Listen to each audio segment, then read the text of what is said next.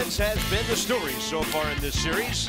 30 runs and 42 hits combined in splitting the first two games. Expect a quieter outcome this time.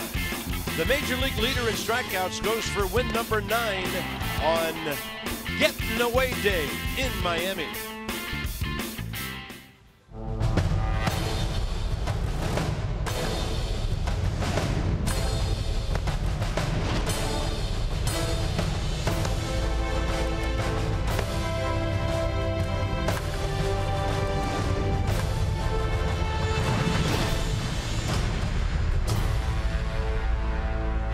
Welcome to Miami. We have a matinee for you today. Yeah, come on in, Dad, little guy.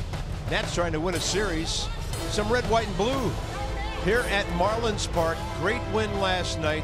Ball club's back to 15 over 500 and a double-digit lead in the East. Now, Gio was great last night. He really battled through 7 innings, but at least the starters know they're going to get some support. The offense has been great. Well, you love what Stephen Drew said after the game last night. He said this is the best offense he's ever been around. And when you get to see the 3, 4, 5 hitters in this lineup, see what they've done, the whole offense with Trey starting it up, even the bottom of the order with Michael A. Taylor, the numbers there are just ridiculous. Yeah, and the Nats will be the first big league ball club to 400 runs if they score 3 tonight.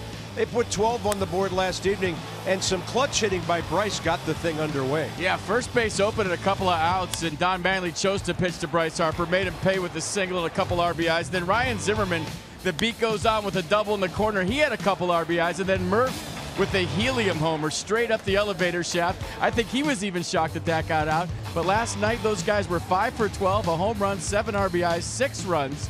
Their first, second, and 10th in the National League in batting average. So, yeah, the boys are raking right now. They're swinging the bats, and you got to love that if you're Max Scherzer. 2 of them get the day off today, but there are reliable guys replacing Murph and Zim.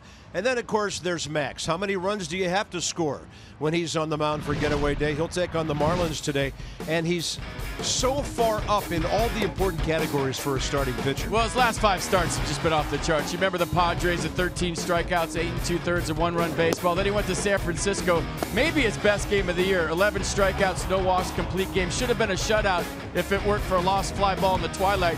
Then down to Los Angeles. I don't know, maybe this is his best game. You can't keep track anymore. 14 strikeouts, a couple of walks, 7 innings, 2-1 win. Was decent, and we're saying decent against Texas with 10 strikeouts, 1 walk, 7 1/3 innings of work. Got the standing ovation walking off the field. Boy, are we spoiled watching this guy every 5th day. And then his last start against the Mets, 10 strikeouts, 2 walks, 8 innings, 118 pitches last start, so we'll keep an eye on that today.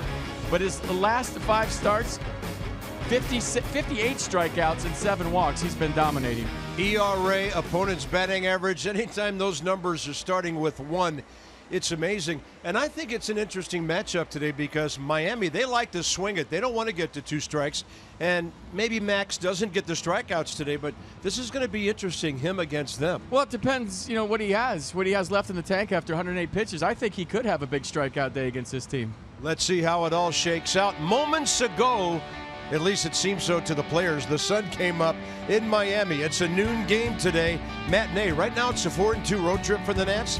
Today decides whether it's a great road trip.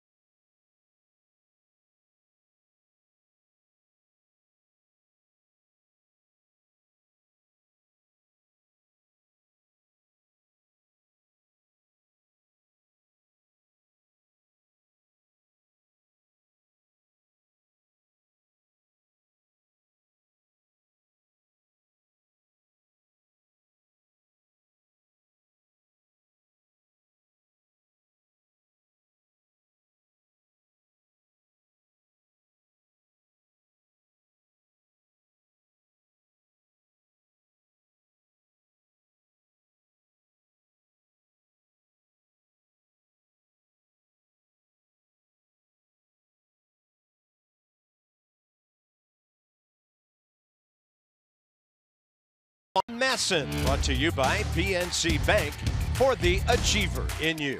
And by American Standard Heating and Air. Go to MidAtlanticComfort.com for special offers and to find a dealer near you. Blue skies outside. Going to be 83 degrees in Miami today, but we are indoors. Everything closed up, the windows and the roof. 77 for the rubber game of this 3-game set. Game notes for you. The Nats have won 12 of 16 on the road. How impressive is that? Almost 6 runs per game. And the Marlins continue to play well at home. Nats got them last night, though, and they're averaging 6 at home. So something's got to give, right? Max Scherzer, 5 consecutive games with 10 strikeouts or more. He's gone 13, 11, 14, 10, and 10. And the Marlins have some guys who've had marginal success against Max Scherzer, but with every one of them, there's a good number of strikeouts attached. So it's going to be a good offensive ball club against a great pitcher today. Dan Straley, 7 starts at home, 3-1, 2.27 FP. First month or 2 of the season, he had one of the lowest opponent's batting averages in all of baseball. Yeah, not a guy that's going to overpower you. His fastball averages in the low 90s. His changeup's a really good secondary pitch. Got a good slider too, so he's got to shape corners against this lineup. It's a tough one to get through, even with some of the big boys out. How good is it to see Anthony Rendon back in the lineup? He was 1 for 1 with a homer and a walk before having a stinger in his neck the other night. He's back in there, and he's the cleanup hitter today.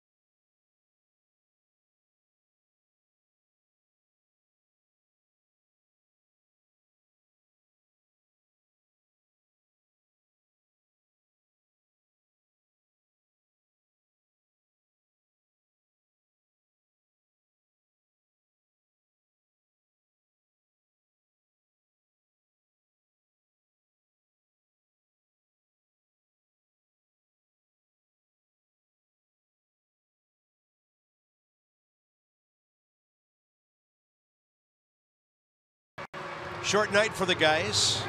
Long game last night. 3 hours and 2 minutes and a noon start today. And Max, we always are fascinated by every facet of his pregame prep. So we tell you that he practices the hold when he has a runner on first base. I counted one of these just a little over 20 seconds before he started his delivery, but this is how he does it. He shadows right outside the bullpen before he starts to throw. Maybe a little visualization involved in all that, but pretty cool to see Max Scherzer's pregame routine. We thought we'd share it with you today. We see it all the time, and if you don't get to the ballpark early, you probably miss it, but he actually practices that pause in his delivery. And that's assuming somebody gets on base. We'll see how it all works out. Here come the Nats. 397 runs, 109 homers, and batting .276. Adam Lind's back in their last 17 games, 17 hits. Now, those aren't all evenings when he gets 3 or 4 ABs either. 32 hits, 92 at-bats in 44 games. And he has 4 career hits against Dan Straley, the most of anybody in the Nats lineup today. Straley, 32 and 25 career, 0-1. 3 starts against Washington. Well, there's his arsenal. Fastball averages 90.4, slider 84. Throws an occasional curveball, not very often, then the changeup 16% of the time at 83. Last start on the 16th at Atlanta, 5-0 winner. 6 1/3 shutout innings, gave up just 4 hits. Struck out 8 Braves, didn't walk 1, 91 pitches, 64 of those for strikes. The defense for the Marlins behind Straley today. Ozuna, Yelich, Stanton, one of the best outfields in the National League in my opinion. Riddle, Dietrich left side, Gordon Bohr right side, and A.J. Ellis gets the call. Day game after night game behind the plate. Yeah, veteran catcher, and here's Trey Turner. He's going to step in 2 for 9 in this series with a walk and a steal. First pitch, and he pops it straight back out of play. And we're underway at 12:11 Eastern. The Nats lead the season series over Miami now 3-2.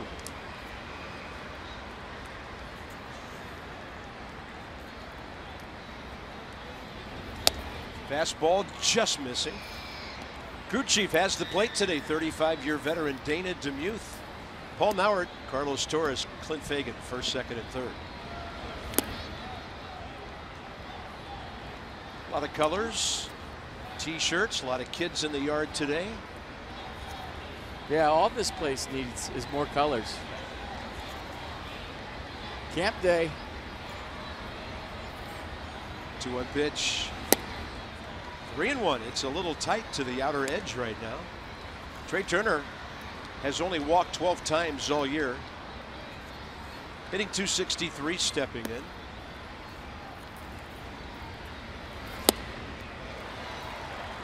Now it goes full. 2 more games and he can claim he's played the equivalent of a full big league season. Yeah, I think we forget about that sometimes because he was such a polished player as a rookie last year. Slamming taters all over the place, doubles and triples, stealing bases at will, and then you kind of remind yourself he hasn't even played a full season yet. Yeah.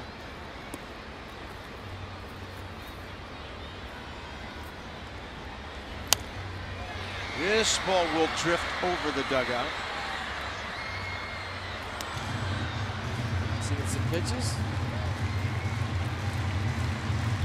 So the Nats start the day in the NL East with a nice big lead over the Atlanta Braves. Got it back to double digits with a win last night, 10.5. 11 over these Marlins. Well, when you think of Trey Turner, you don't think a pitch count killer to lead a game off. He's a guy that's aggressive, swings at the first pitch, but here comes pitch number 9.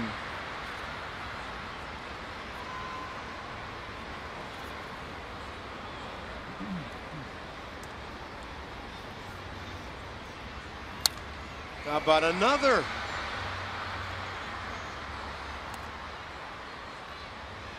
When Trent gets on in the first inning, well, sometimes he drives himself in, but he usually scores. Everything away. It's good analysis right there. That's away, and it's in the glove of D. Gordon. Trey Turner, great at bat, really stung it. An unlucky first out of the game. That's frustrating, man. When you're up there battling that hard to start a game off and you end up scoring something up for an out. I mean, the bright side is that's a great at-bat. But you rather hit the first pitch, break your bat in 16 pieces if you're standing on first with a knock.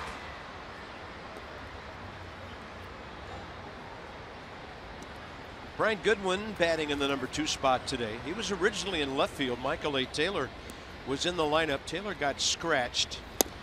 So in the 7th spot, Ryan Rayburn, as you saw a moment ago, and that moved Brian over to center. General soreness, Dusty giving him a day. His back is sore from carrying the team the last couple of games. He's been really good. 1-1 to Goodwin. Swing and a miss. By the way, we're on the Armed Forces Network, and we have friends watching in Afghanistan today. Some of our Nats fans from Arlington, Woodbridge, and Vienna cheering on Mad Max, as they say, and the Nationals. Swing and a miss, and Goodwin on a ball in the dirt. 2 down. So our best goes out for safety to our friends at Bagram Airfield in Afghanistan. Very cool. Thanks for what you do, everybody. What time is it there? Midnight-ish. Are you guessing? Because I'm looking it up.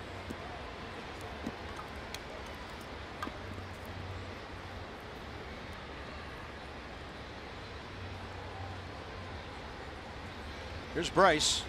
It's 8:46 p.m. So yeah, prime time. Prime time. Yes. We're usually in about the first inning at 8:46 p.m. for a 7 o'clock start. Bryce in the series 2 for 8, a walk, a homer, 4 RBIs. And he extended that hitting streak to 13 games last night. He's 17 for 54. Against Dan Straley, 1 for 6, 2 walks and a run batted in.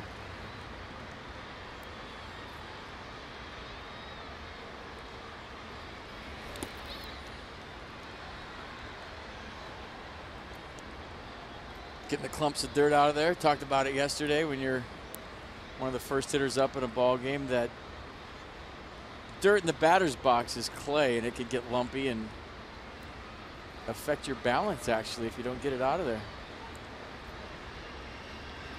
Off speed, well, 90. Ball seemed to be floating up and away from Bryce, and a couple of Ks for Straley.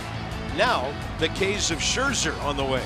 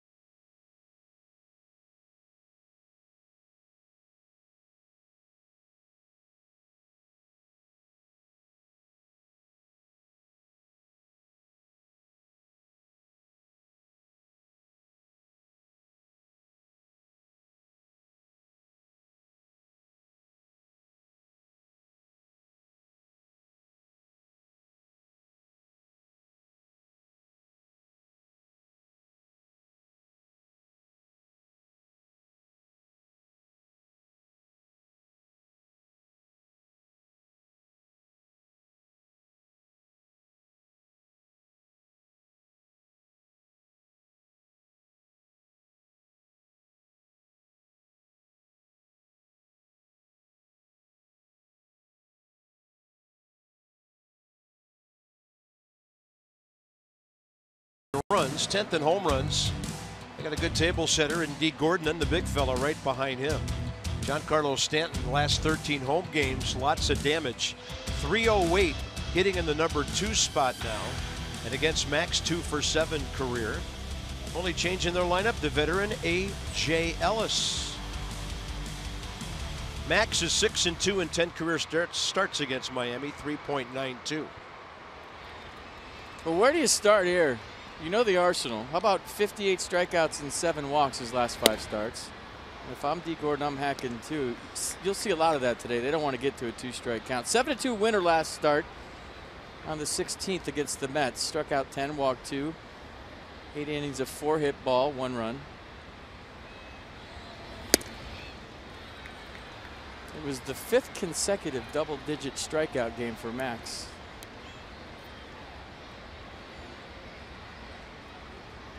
Leads the league with 134. Second to Kershaw in innings. But they just keep going back and forth on that stat. Max will pass Clayton today. First in ERA, first in opponent's batting average, first in fierce. First in growls and snarls and stalking around the mound too. Yeah. Then a 1-2 to Gordon. Swing and a miss. Number 1 of how many? Here we go. I mean, he's going for 6 straight, and that would put him in some rarefied air, and that's how this one starts. A little 94 with some cut action on it late. Usually don't see that. Maybe amped up early for this one. We had him sitting in the dugout early with his middle linebacker stare going on before he got loose. He is definitely ready for this one.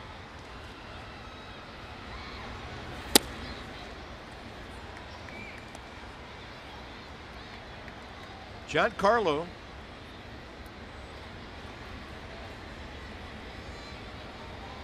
Home run, 3 RBIs, and 7 at bats against Max, and that's a heartbreaking ball that really cut away from him. 1-1.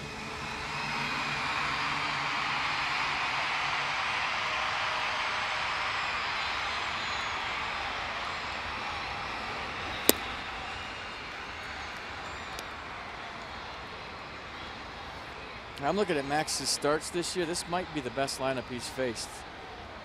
Struck out 14 Dodgers. That was a pretty good lineup that day.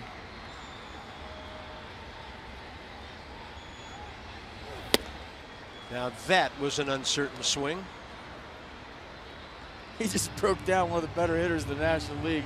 Looked like Stanton might have been thinking slider, saw the fastball, thought about swinging too late.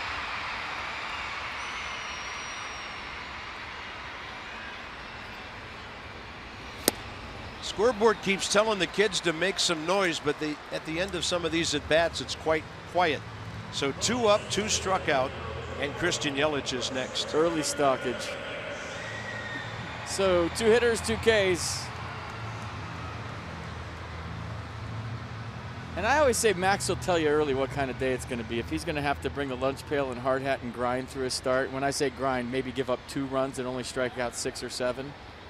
But when it's coming out like this early, look out.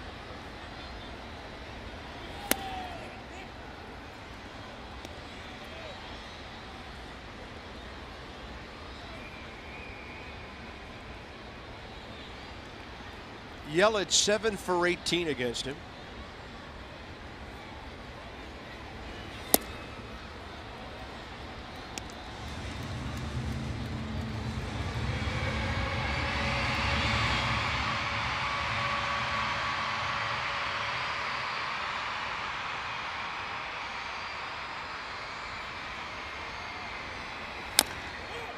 Two balls, 1 strike. There's Nats defense today. Rayburn, Goodwin, Harper, the outfield. Turner, Rendon, left side. Drew Lynn, right side. Jose Lobatone behind the plate. Dusty Baker wanted me to pass this along. Best wishes to the family of Darrell Hamilton. 2 years ago, he passed away. They're watching today. Dusty loved Hambone like we all did. And today was the day he passed, and Dusty never asked me for anything. He asked me to pass that along. 3-1. Yeah, that guy could play some ball, Darrell Hamilton.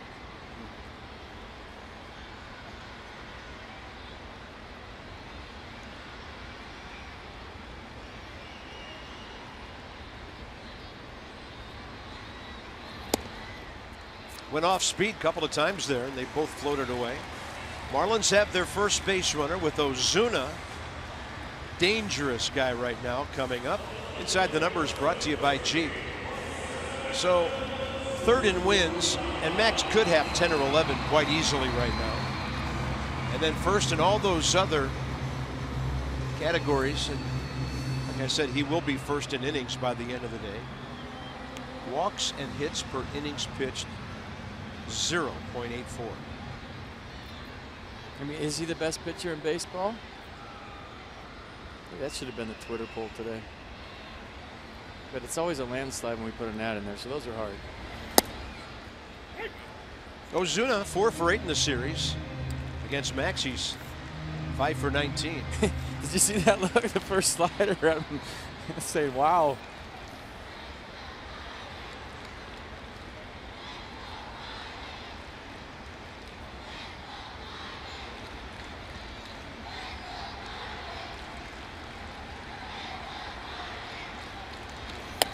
Fastball up.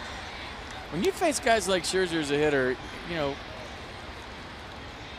you set your bar real low for the day, but you also gear up, and your concentration level's extremely high. We've seen opposing pitchers with Max do that. They got to lock in because they know what they're going up against. But as a hitter, these days are fun.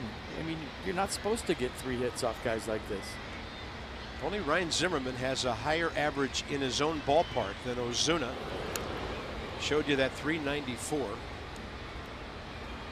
He's hitting for high average, power, collecting hits, 88, 4th in the league. He was a 265 hitter coming into this season. Well, he's our all-star for sure.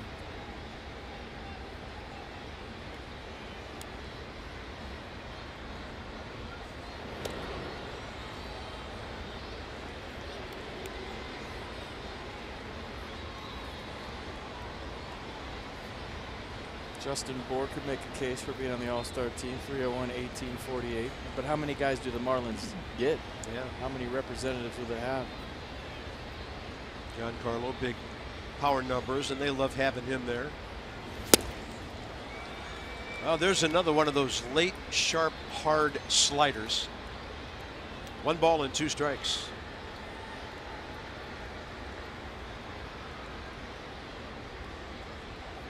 Might get another one. Well, we saw what he can do with a fastball last night. Ball was destroyed.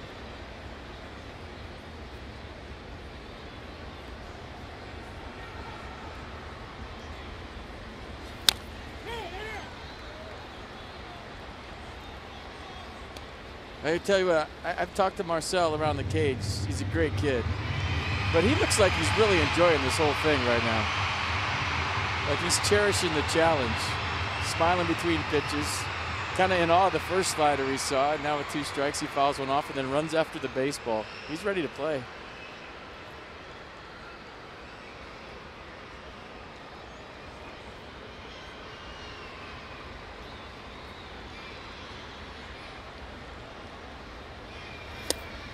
How about that? Then he changes up on him. So Scherzer strikeouts of D. Gordon, Giancarlo Stanton, and Ozuna. Not a bad start to a matinee. So here's number 135, 136, and then 137.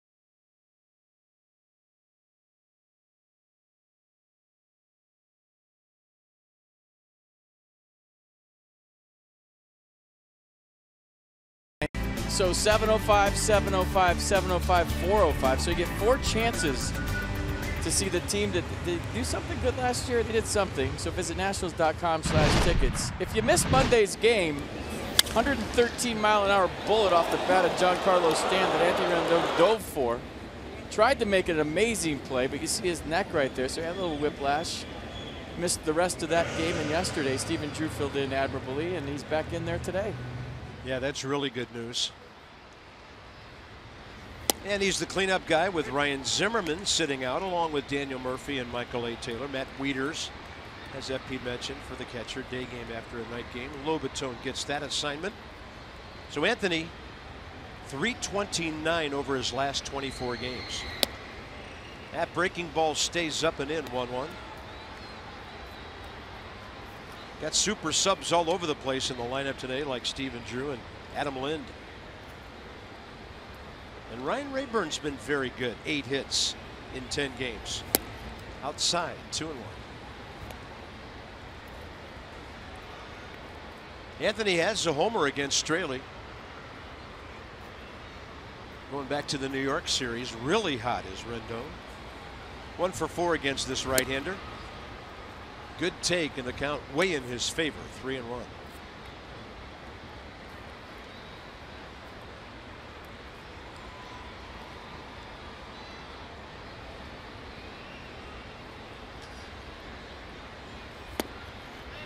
Leadoff man aboard. The Nats have their first runner. Rendon, this is interesting. 39th walk this year. He has struck out 40 times. That's why his on-base average is right around 390 right now. Just a reminder, as you enjoy a cold one, might be a little early. Look forward to Miller time later in the ball game. It's brought to you by Miller Lite. That's 5 o'clock somewhere, whatever. Commence crushing brews. Ate something in Afghanistan, as you were able to those ascertain. So, guys, have one for us, would you? Strike one to Adam Lind. 1 for 2 in this series, both pinch hitting appearances. Base it out to right center. That was the first hit of the 5-run 9th inning that put that game away 1-1. Colonel likes to play against the Marlins. Look at those numbers.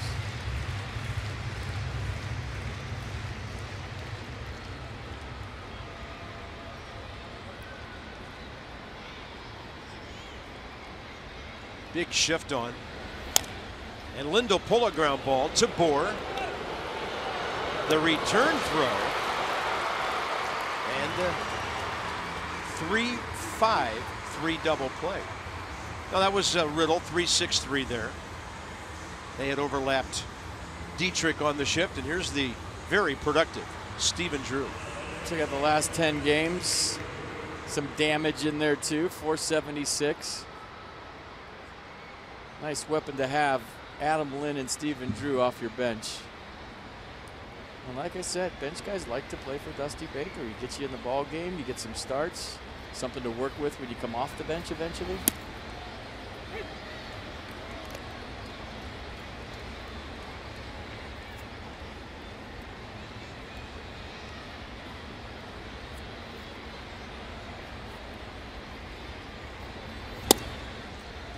Drew 0 for 1, couple of walks, career against Straley. Coming off one of his great nights of the year. 3 hits, 3 RBIs last night. 5 for 8 here in Miami with 4 driven in. And he has to be hacking close enough on 0-2.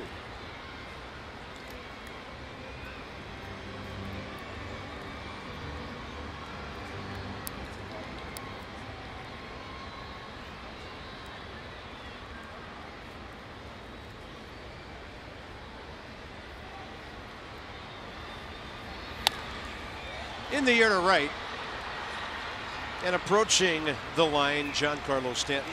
So the Nats get the leadoff walk. Double play takes care of that. Max Scherzer's already fan 3. He's back to work. Better chance of finding fortune in the ocean than making contact today. Or bobbing his Speedo.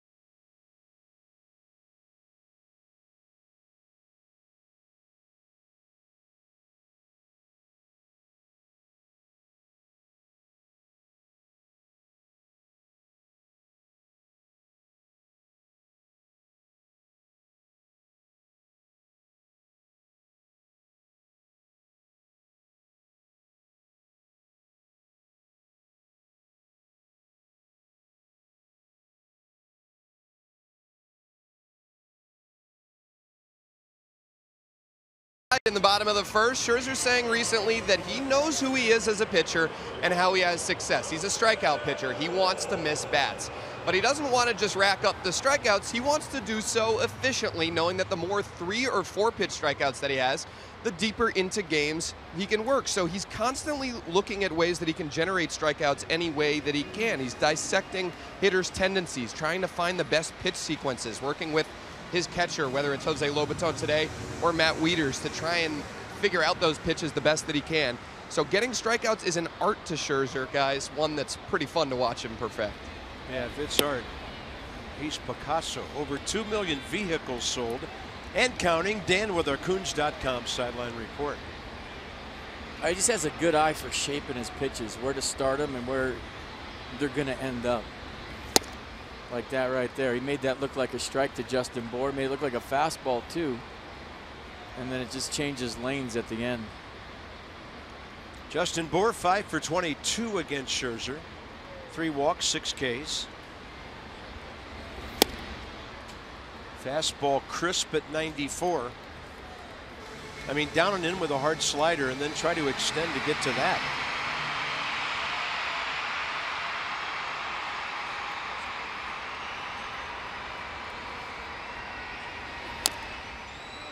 It hit his foot. Max isn't umpiring though. Did you see that? Covering. Inside the Numbers brought to you by Jeep. So since the start of the Nats' first championship season, when Max was not with us, he sure was starting with the Tigers on a great strikeout streak. More than the great left-handers, Kershaw, Sale, Bumgarner, and Price. So the Nats have the only 2 right-handers on that list.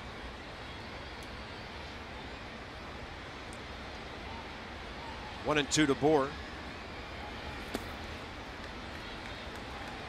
You remember early on for Max against the Mets last start, he had trouble feeling the changeup. Hit a few right-handed hitters with it, and then dialed it in second time around. Mets or the Mets, either one. Wow, swing and a miss. Bour, no chance to get to that. That's 4 swinging strikeouts and a walk. It's a no contact game so far, and Mercedes-Benz will pitch casting. Yeah, get your swing and a miss ready, Carp, because there may be a lot of them today. This is the extra special stuff out of Max Scherzer's hand really early in this game. And by the way, Friday, he was pitching against Steven Matz. That's why. Sorry, thanks. Nice cover. These guys have history here. We talked about Bryce Harper and Hunter Strickland. These 2 guys have a little history. Yeah, well, the Nats were up, what, 10-3 when Dietrich hit a home run here against Max and raised his fist of going around first base. It was more than a raised fist. He was talking to Max all the way around the bases, and everybody, I think, in both dugouts was going, what in the world?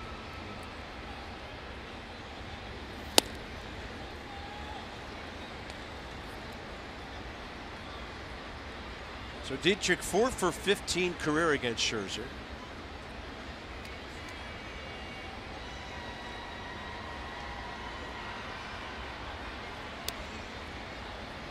Target in. They got him. Dietrich hit for the 11th time this year and the 65th time in his career. So this is last year, and we told you outside the series Derek Dietrich doesn't move on anything inside, so that's part of the scouting report. Here's the reaction. Wow.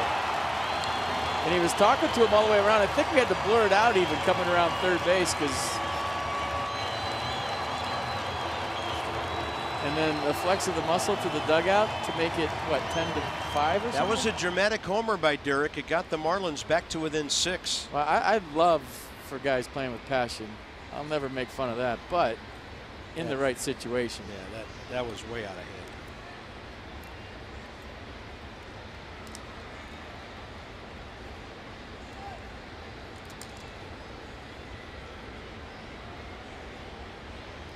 A.J. Ellis. Marlins are 9-4 in games in which he started this year. He's a veteran guy who can really work with pitchers, veterans and youngsters. 10 hits and 51 at bats, and a career hit, 1 RBI against Max.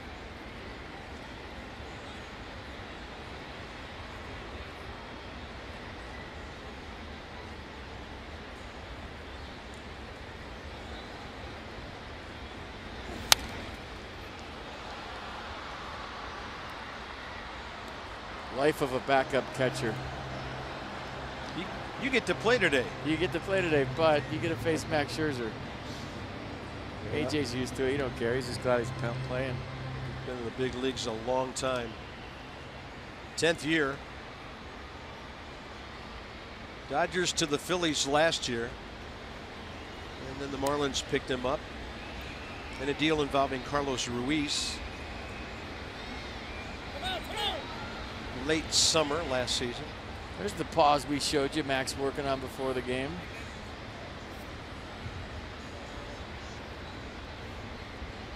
What's he going to do if there's a pitch clock next year? I'll believe that when I see it.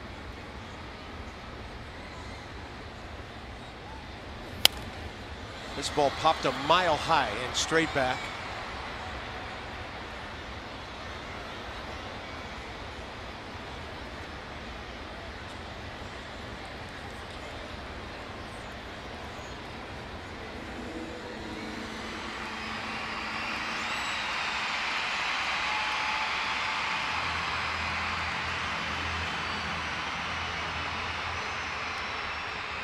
Marlins Park sounds like a big roller coaster today.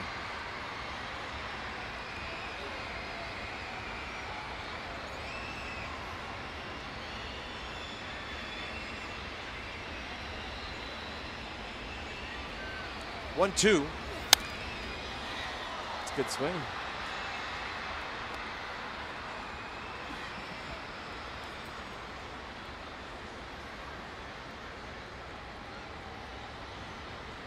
Jose Lobaton, the assignment today. Playing in his 20th game. Nationals are 5th in the National League with 73 double plays.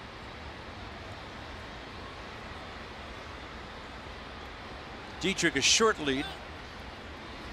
Swing and a miss on the slide piece. So all 5 outs on swinging strikeouts, and JT Riddle is next. 2 strikes on Derek Dietrich too, so Max Scherzer dominant early in this one.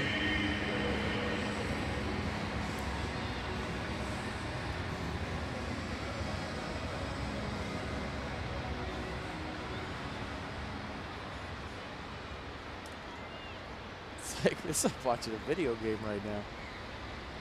Young shortstop, 253. Faces Max Scherzer for the first time in the series. He's 1 for 8. And he thought he could get around 94 there on the inner edge. Well, we always talk about the deception of the delivery, the way he kind of drops and drives, steps across his body, and then the spin rate that he creates on his fastball. So you'll see 94, but if you're reading swings, guys are swinging at it like it's 100. And then when he pumps up to 96, 97 on occasion, it gets even harder.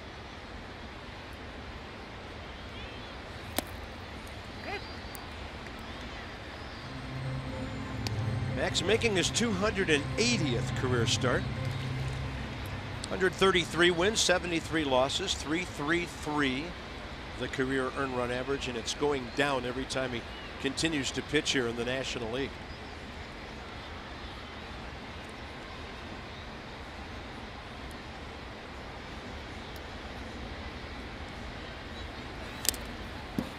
Keeping everything on the hands to JT Riddle. You know, the first few years to watch Max, you get excited about his start, right? You're thinking, oh, you might see history, driving the ballpark, you never know. Now you start to watch him, and you start thinking about, maybe I'm getting to see a Hall of Famer every 5th day. So it went from excitement that he's on your ball club, getting to call a game that he pitches, you can't wait, to maybe you're witnessing something real special every 5th day when you watch him pitch. At least that's the thought process for me this year. 1-2.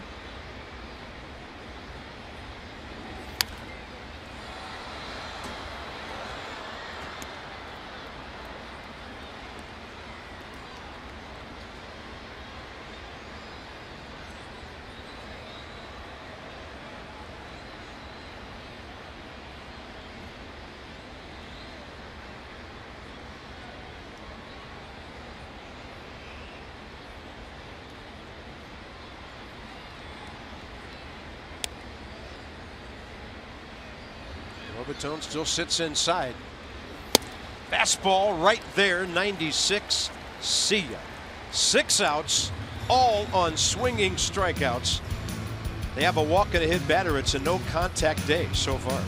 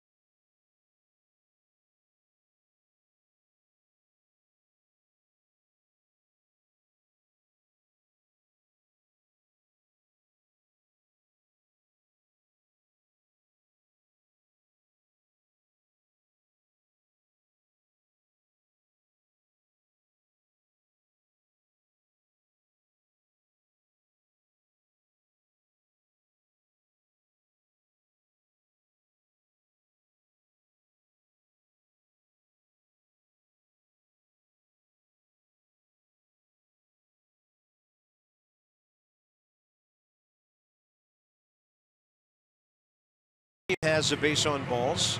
Marlins have had a couple of base runners, and as we get looking forward to July, there are 13 home games in the standing room areas of Nationals Park, and you can get access for all of those for just $65. We call it Nats Pass. Games include the big 4th of July series, Mets in town, Ian Desmond and the Rockies later in the month.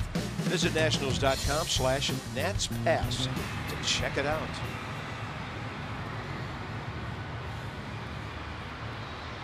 Rocking the patriotic curly W today. We go top 3. Rayburn, Lobaton, Scherzer. Ryan Rayburn 8 for 28 in 10 ball games.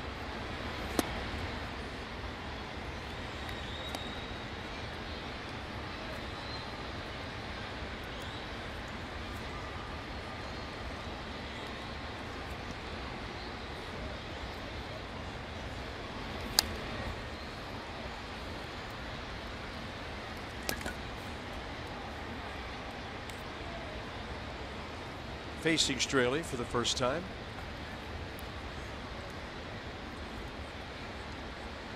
Two for 5 night Monday in the starting role. Ball 2. Got the late start today too.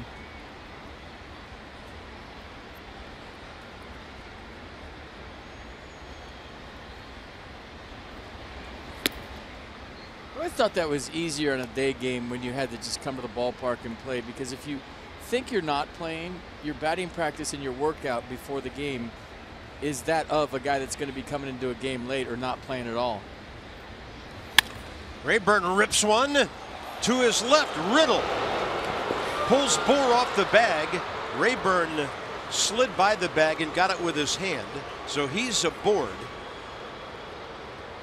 JT Riddle's already made 7 errors, including a costly one last night on a possible double play ball. So he hit it hard. Nice play by JT Riddle going to his left. Rushes the throw and kind of slings it sidearm to first. They're going to score that a hit. So there goes the no-hitter. Check that box. And then watch Ryan Rayburn get down. So it's a good lesson for younger players. If you ever see the feet of a first baseman go up, you go down. That means he's leaving the bag for a high throw, and he's going to try to tag you. So he goes up, you go down, and you'll be safe all the time. Rayburn now 9 for 29. Nationals have their 2nd straight leadoff man aboard for Jose Lobaton. Jose, 7 of his 10 hits left-handed. Both of his solo home runs. Then he went upper deck in New York over the weekend.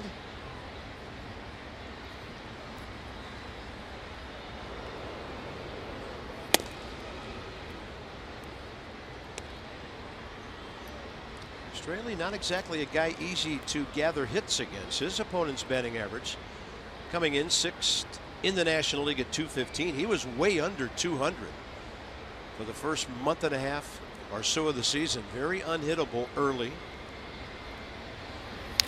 Lobaton, and the bat goes into the stands right over the Nationals dugout. Everybody's okay. Wow. Billy the Marlin has the bat. Yeah, they're going to boo him, but they'll give the fan another bat. They'll put an eye out what that nose is. Don't boo Billy the Marlin. He'll gore you. He's not afraid. Thank goodness everybody's okay. Yeah, we had somebody get hit with a home run in left field last night. A bat over the Nats dugout last night. Now this today. It's a dangerous ballpark at times. Yeah, it looked like A.J. Ellis took a shot on the redirect there too. So they'll figure out who gets the bat. 1 ball, 1 strike. Rayburn running, swing and a miss, and the throw is on time and perfectly located. A.J. Ellis now has thrown out 2 out of 4 opposing base runners. Well, that was a hit and run all the way. Dusty Baker trying to create some offense here. See the look back by Rayburn. Jose Lobaton trying to put it in play, and as soon as he missed it, you knew Rayburn was out. Maybe that was a straight steal. Just looking at Jose Lobaton's swing again, he wasn't really trying to hit that on the ground. It looked like he was trying to drive it. So 2 consecutive leadoff men are raced on the bases. Double play last inning, caught stealing here, and then it goes to 3-2 on Jose Lobaton. With a very competitive guy on deck.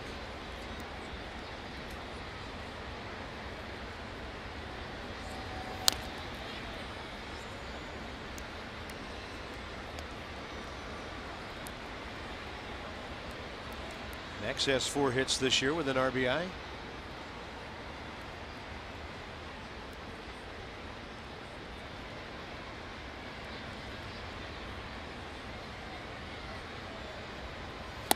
Lobaton can't get to it, diving below his bat, and for Straley, his 3rd K.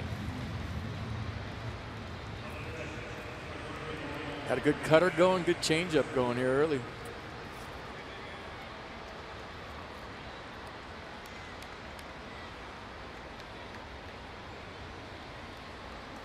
So Max, those 4 hits and 32 at bats.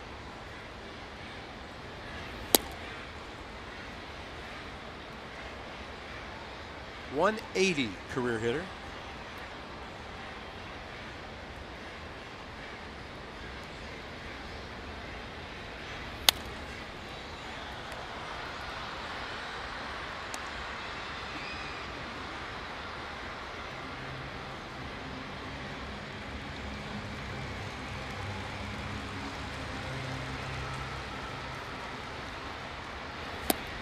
He needs runners out there. You feel like his at-bats are always good when he has some runners in scoring position. He's 2 for 4 this year with runners in scoring position. Gives him a reason to grind. Yeah. Gives him a reason to beat you. And you feel like everything he does is designed to beat you. Whether it's bunting guys over, getting a big hit, and obviously what he does on the mound.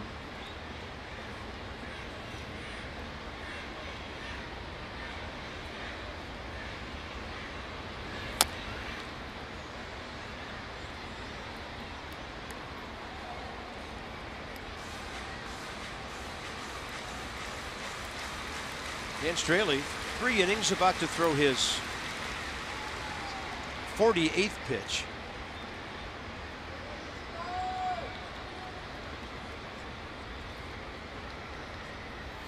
And Max will hit it right up the middle.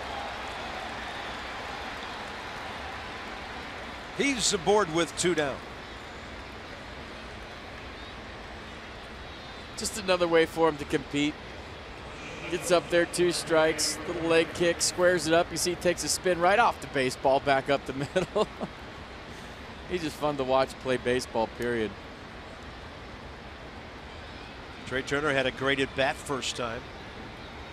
Double-digit pitches, lined out hard to D. Gordon.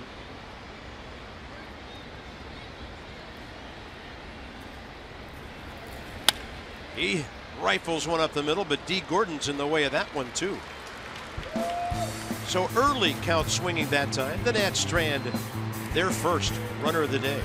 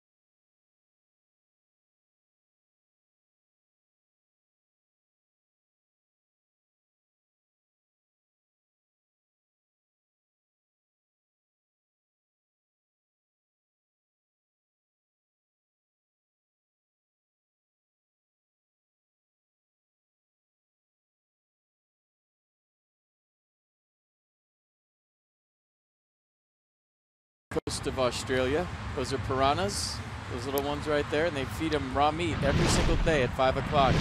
Speaking of raw meat, Max Scherzer striking everybody out in this one. This is a glove optional game if you're playing on defense for the Nats. 6 hitters, 6 strikeouts. Well, 6 outs, 6 strikeouts, I should say more correctly. So first inning, a walk around 3 strikeouts. Second inning, a hit by pitch around 3 strikeouts. So 6 outs in this game for Max, all strikeouts. Toyota is broke. The Washington area Toyota dealers help children and their families by making a $37 donation to the Children's Inn at NIH for every strikeout by a Nats pitcher this season. Scherzer 140 in 101 2/3 innings. Unbelievable ratio.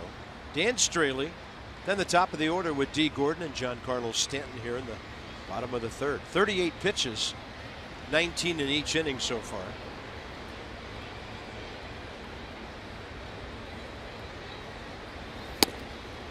Rendon was already even with the bag before the pitcher showed bunt. Straley 1 for 24 this year. Career 2 for 79. Hooked him. Good slider 0-2.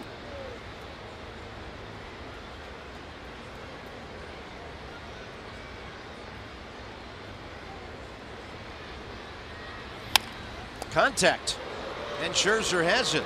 So each pitcher hit the ball fairly well against the other. Nats Road Ahead brought to you by your local Chevy dealers. Visit ChevyFirst.com. Day off tomorrow. Steven Strasburg and Luis Castillo Friday night when the Reds come calling. Joe Ross and Cincinnati will announce their pitcher later for the 4:05 game Saturday. Tanner Roark and Scott Feldman on Sunday, and then you're looking at the first 2 of the 4 the Nats will play against the Cubs, and Strasburg will be back out there on Friday night with his 8-2 record, his 3.28 ERA, and his .216 opponent's batting average against a slugging Cincinnati club that features a lot of power. But they are scuffling, 10 games under.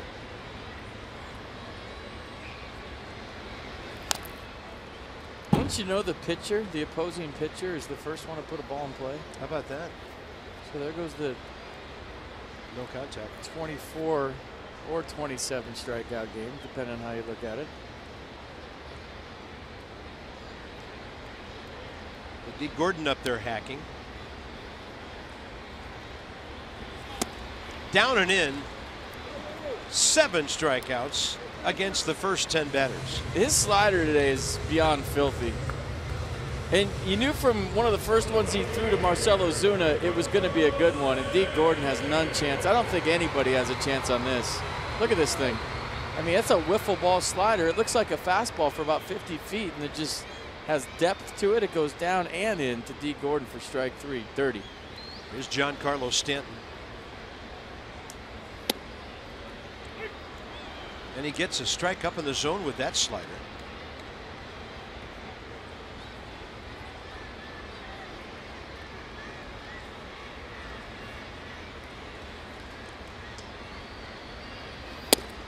Bolts the fastball and just misses inside.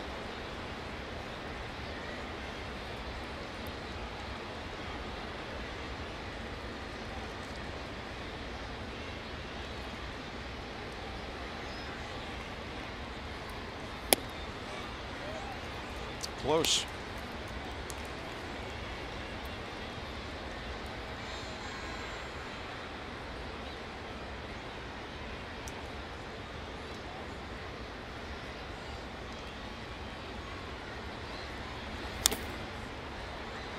So here's the first matchup between these two. You know you want to see these guys go at it all day. First pitch fastball misses, so he throws on the fastball in, and there's the nasty slider for strike 1.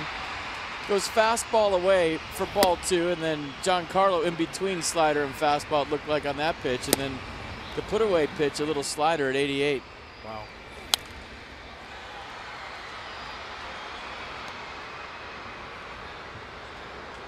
It's been mostly fastball sliders. I think he struck out Ozuna on a changeup after showing him some nasty sliders first time around, but the punch out pitch today has been heater and slider.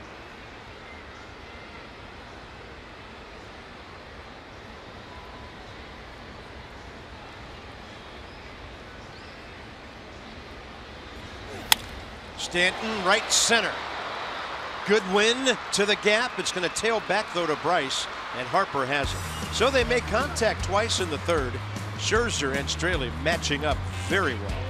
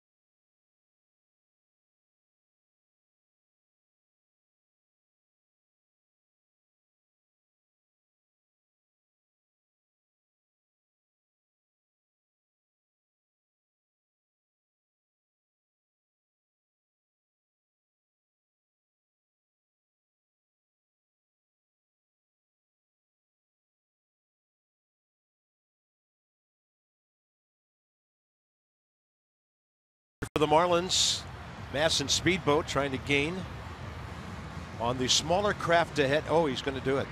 He's going to take the lead right there. All right, VW moment. Father's Day, June 21st, 1964, and Jim Bunning pitching a perfect game on that day. He not only had no hitters in both leagues, he was also, when he made the Baseball Hall of Fame and then a member of the U.S. House of Representatives, the only one to be elected there as well as to the Baseball Hall of Fame. Jim Bunning, native son out of Fort Thomas, Kentucky, represented the 4th District there. A great day for a great man. Curveball, top of the 4th underway, and a strike to Brian Goodwin. Well, based on what Max has done here early, you feel like if the Nats score 1 run, it's going to feel like 10.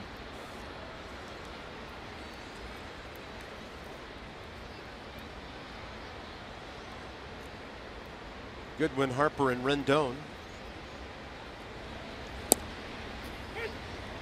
90, bottom of the zone, 1 and 2.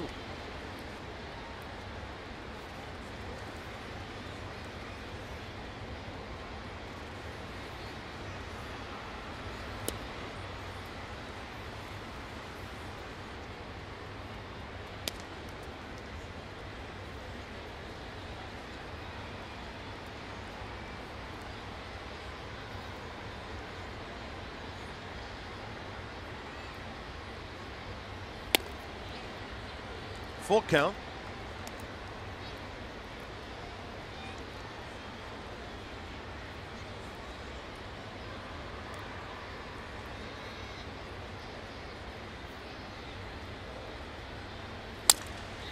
That bat shatters in to get a D. Gordon had to be quick because Goodwin is. First out, 4th inning. So before the game, Bryce got to catch up with his brother Brian. He was kind of in the front row. They were talking. And Brian, a 30th round pick in 2011, had Tommy John surgery in November, so he's back on the road to recovery. He was on the track to the big leagues. Had a 1.54 ERA in 24 AA innings, and then a 2.95 in 21 AAA innings. I think I heard Bryce talking to Sean Burnett yesterday saying he was up to 94 miles an hour. So we wish him well, and we hope he gets back to 100% and better than he was before. It'd be cool to have the Harper brothers in the big leagues together. Very cool. Nice career at South Carolina.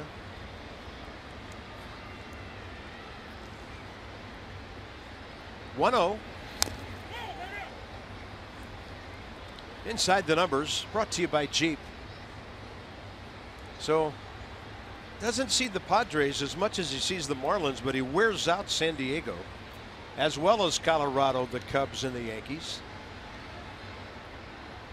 But that's a great number for a ball club. You see a lot because they know every tendency of yours. Play them 19 times a year and still do that kind of damage. Down and in. Good pitch by Straley. 1 ball, 2 strikes. He's got 22 home runs and 58 RBI too, career against the Marlins. So that's why we call him Miami Bryce. 1 homer, 4 RBIs in this series.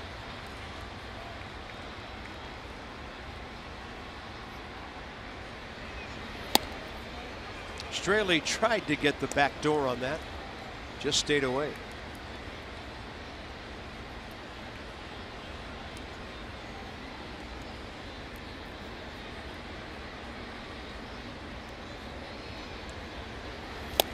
Swing and a miss on 92 upstairs. Straley, 4th K, Harper twice.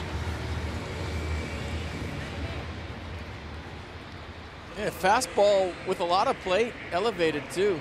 Bryce, little off balance on that swing.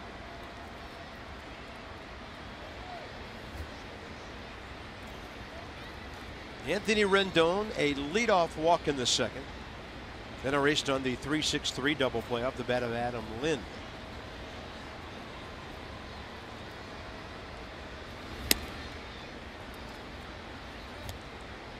Nats can't wait for that off day tomorrow. It's been a long time. 20 straight.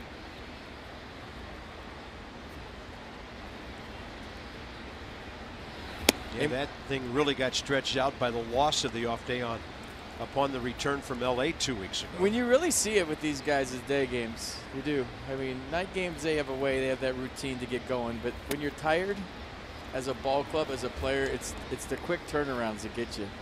So they'll all enjoy a nice off day tomorrow in DC and then be ready to go for the weekend. I think Ryan's look pretty much says exactly what I'm talking about. I mean, that was on cue.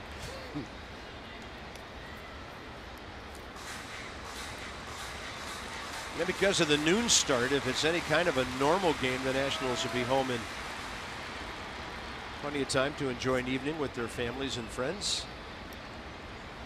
No score, though. Top of the 4th inning. Straley dealing right now, and Rendon fighting to stay alive here in the fourth. Another good take by Anthony, getting it to a full count. And for those who don't know, Brian Harper does play in the Nats organization. Yeah. Harrisburg and Syracuse last year. We think it'd be cool if they both played in DC together. This one popped up to the right side. D. Gordon. Another 1-2-3 for Straley. He's pitching well. Max Scherzer has been dominant.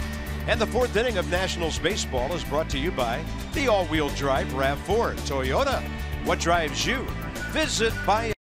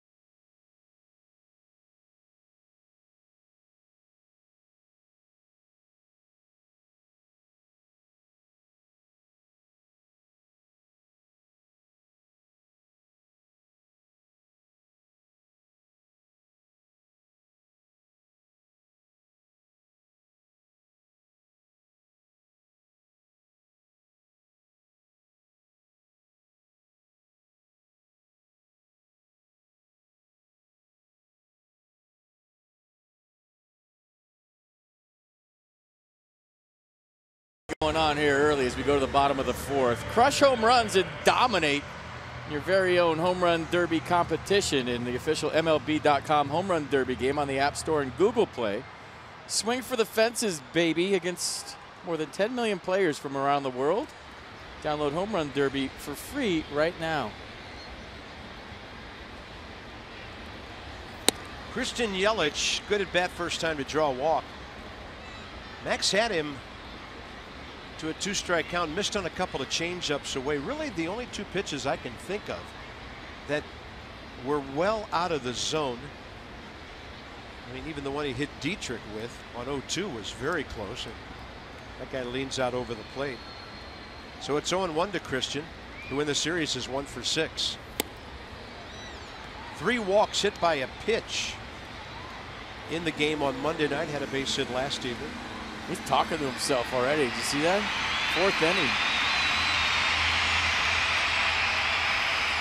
There goes the roller coaster.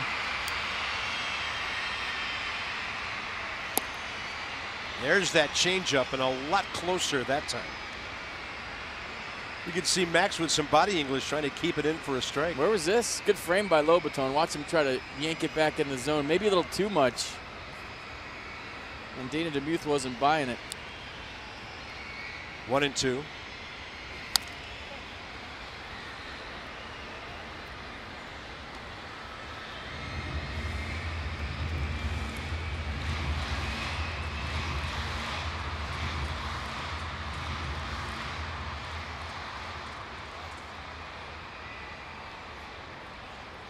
Max's quickest inning in the third, just 12 offerings. 1 strikeout, couple of contact outs.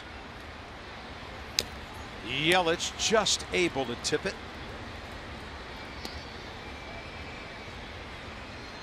Which is really a small victory in this game for the Marlins hitters based on what you're seeing out of Max's hand. If you can foul the ball off and live to fight another pitch, you never know. You might get a mistake.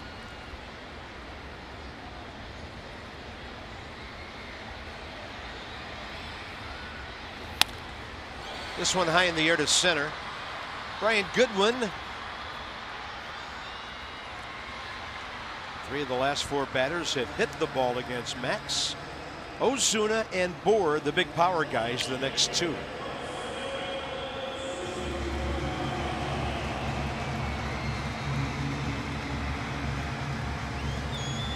Yeah, those are all-star numbers. 328, 1952, 395 on base percentage.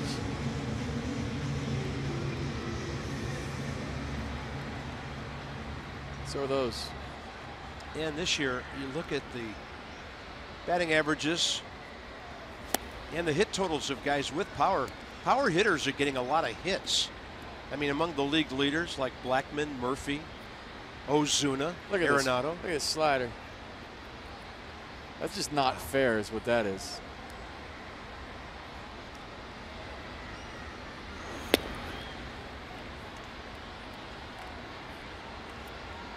Zimmerman, Goldschmidt, Votto, all in the top 10 in the league with those other guys I mentioned in hits. And Ozuna is part of that club.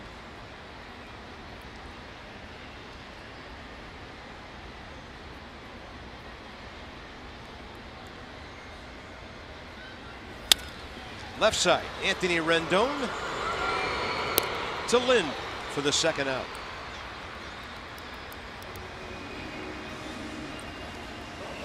Next up, Justin Bohr.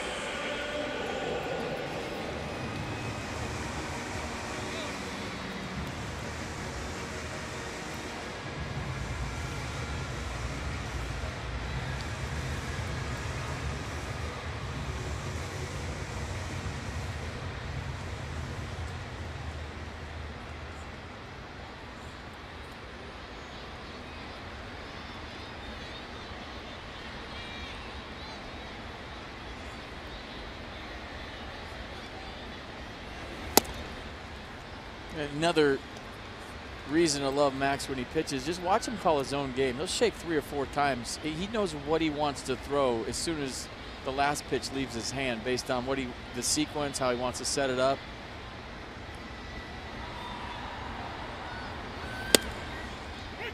Crackling fastball to the outside edge, 1-1. See, like right now he knows what he wants to throw. So if Jose puts it down first sign, great. If he doesn't, it takes 4 shakes, whatever, he knows what he wants.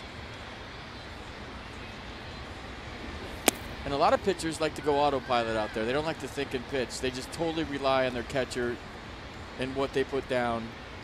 But not these two, not Max. He already knows what he wants to throw, and we'll see if it's the first sign or the third sign. No? Okay.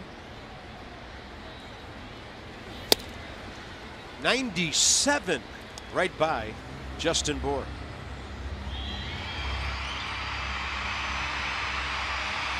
So he knows what he wants, right? Jose's saying, I think I know what he wants, so I'm going to put that down. This is my suggestion. He likes it. Here we go. Hard slider down and in, no chance. My goodness. Bohr for the second time. Max Scherzer threw 4 innings, 8 Ks, and nothing else happening for Miami.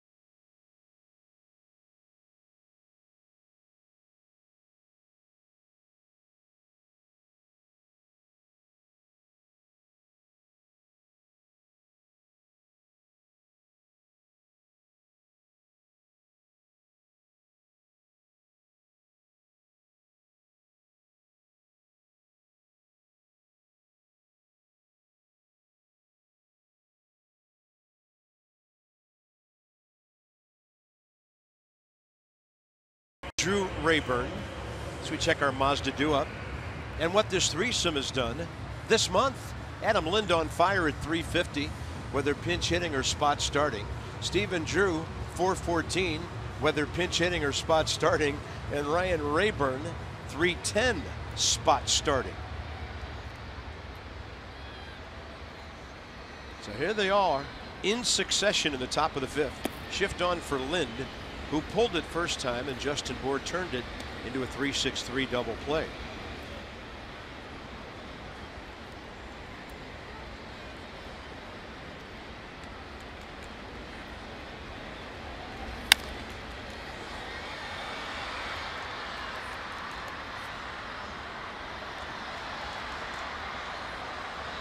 Does not get cheated ever.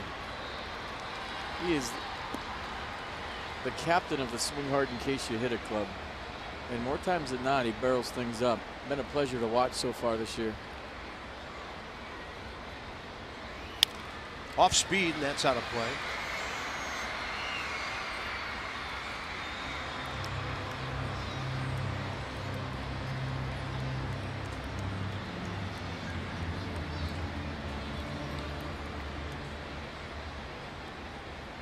Statcast powered by AWS. Big time shift. Dietrich is up the middle, and Deke Gordon in right. And this ball taken charge by Yelich. Yeah, when there's 2 hits and no runs in the game, the Statcast is a shift, because that's really all we got right now. There's no launch angles, exit velocities, or distance that we can show you, so we'll show you shift. Here's Drew. Playing him to pull as opposed to a full blown shift there. Steven, a fly ball to right first time, shallow right field.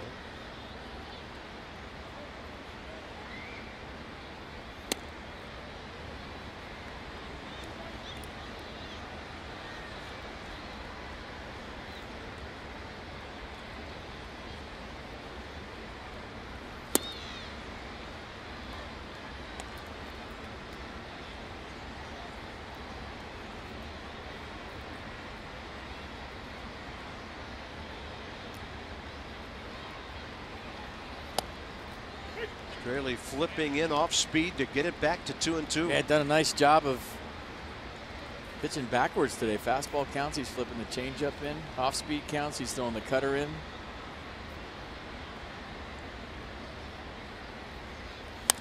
And Drew will get under one and hook it foul. Ends up pretty deep out there. Flirting with the corner. Still trying to wrap my head around that ball that Daniel Murphy hit fair last night out there.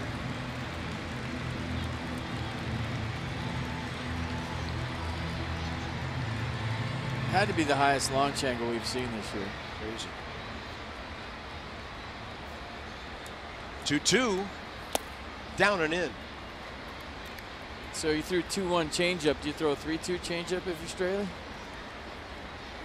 It's been his best pitch.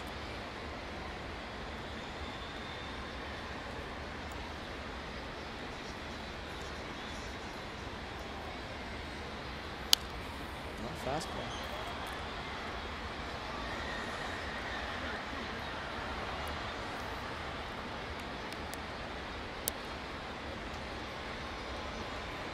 Got the modified Fernando Rodney hat going today to Straley. A little off center. Just a little.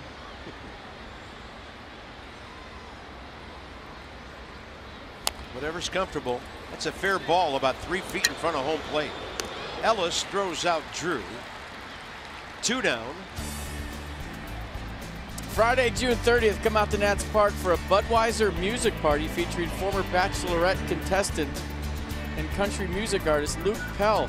I think he likes country music artist as a title better than Bachelorette contestant. Get a concert ticket to beer for just $20, and for $25 more, get a VIP meet and greet with Luke prior to the show. Visit nationals.com/budmusic for details. He'll give you a rose at the meet and greet.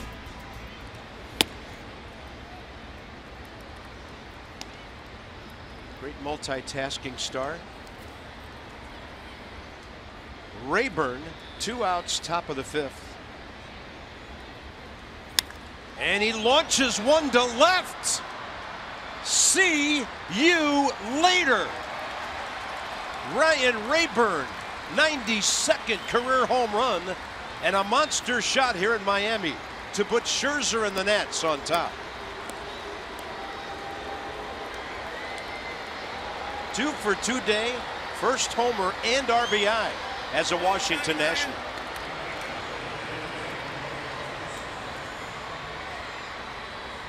I'm telling you, you get those last-second starts on day games, and you haven't worn yourself out in batting practice. When you get a late start as a position player, like right before the game, and you have BP, you're out there doing way more work than you normally do. You're hitting the cage board, maybe even you lift weights before the game.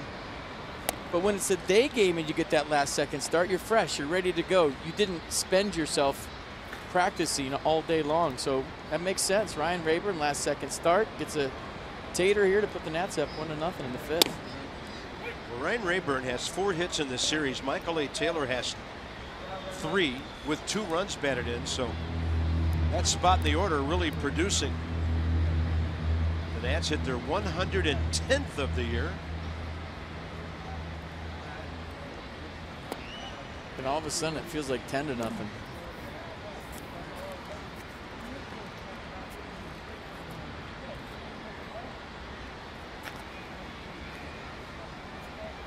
Rayburn hit 9 for the Rockies last year.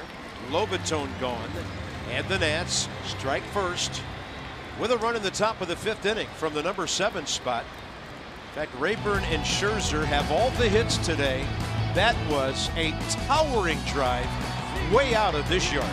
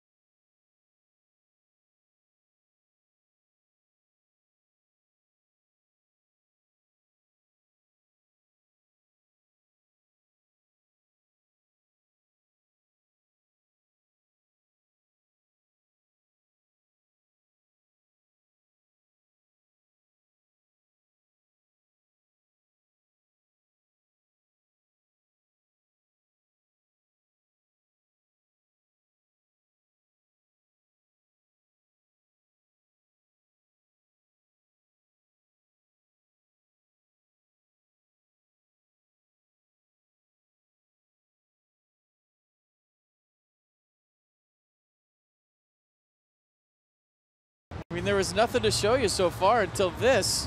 Looked like a changeup down and in that Ryan Rayburn just drops the barrel on. Gets underneath, 82 miles an hour. Launch angle's got to be high, right? 36 degrees, 379 feet, 99 miles an hour. And the most important stat of all, 1-0.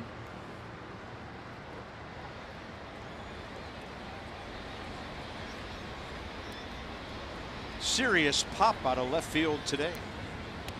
Meanwhile, bottom of the 5th inning, Dietrich, Ellison, Riddle for the Marlins. Dietrich clipped by an 0-2 pitch first time up. Went 1 out in the 2nd. Max just struck everybody out behind him.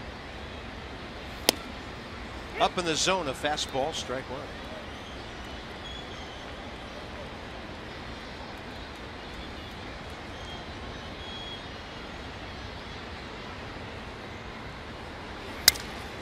There's a busted bat. Scherzer to cover.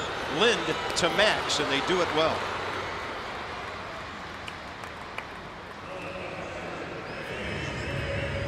Well, as a pitcher, you got to go for that ball. And as soon as you don't get it, just keep going to first base. And a nice shovel backhanded feed by Adam Lind to get Dietrich, who could run a little bit. I don't think there's anything routine about that play under the circumstances.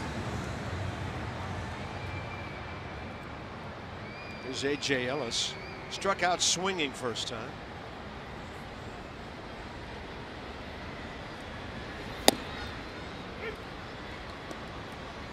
I think AJ's had the best swings of any Marlin so far, even though he struck out.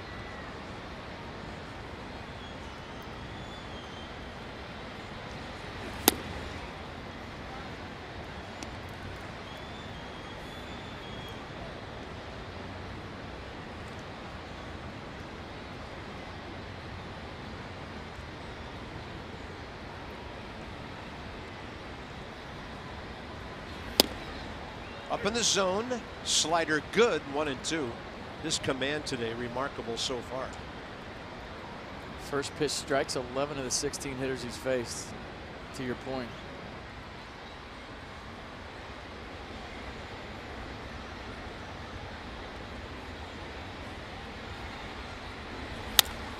He pulls it. Rendon to his left. Nice play. Time to make the throw. 2 down.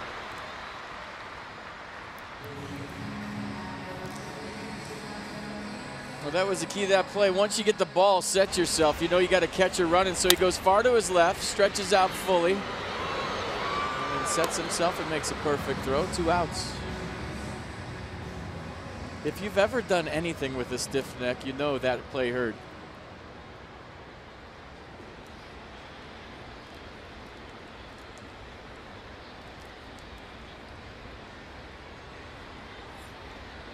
Economical with the pitch count, second time around the order today. Just 2 Ks this time around after the totally dominant first 2 innings.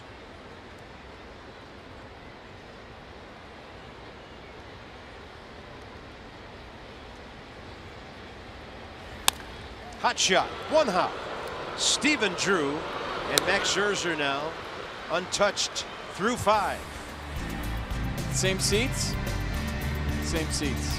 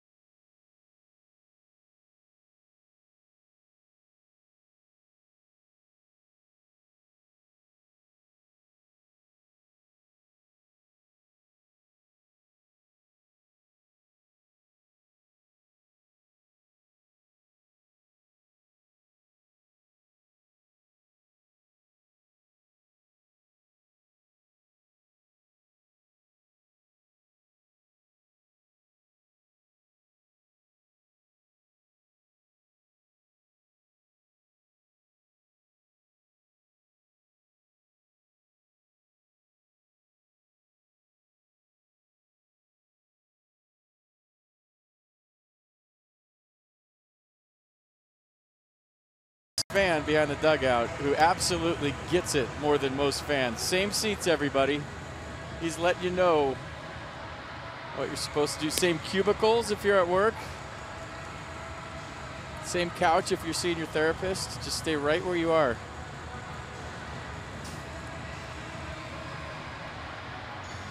Nats box. First guy on, Rendon. Leadoff walk, second inning. Rayburn a base hit in the 3rd. Then Max got a hit with 2 outs after the caught stealing and a strikeout. And then the big blow, Ryan Rayburn down the left field line with a monster home run last inning. So here's Max, 5 for 33 on the year, and he's up there hacking. And that base hit bought him a first pitch slider from Dan Straley, who just threw his 85th pitch of the day.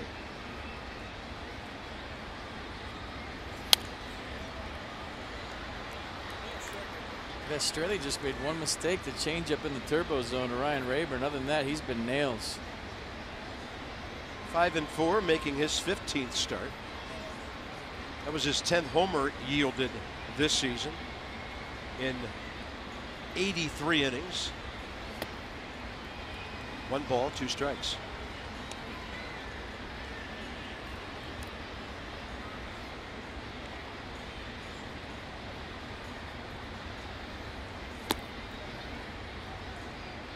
I mean, who knows what happens this at bat, but he looks locked in at the plate too. He's spitting on pitches.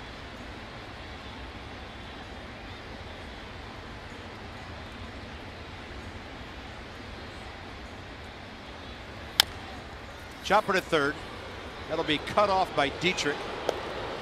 First out, 6th inning. Sit on the Iron Throne and rule the 7 kingdoms on Game of Thrones night, Friday, June 21st. The Nats take on the Reds. Yes, the throne will be at the ballpark, plus the first 20,000 fans will receive a Game of Thrones House Nationals t-shirt. Visit nationals.com/tickets, June 23rd.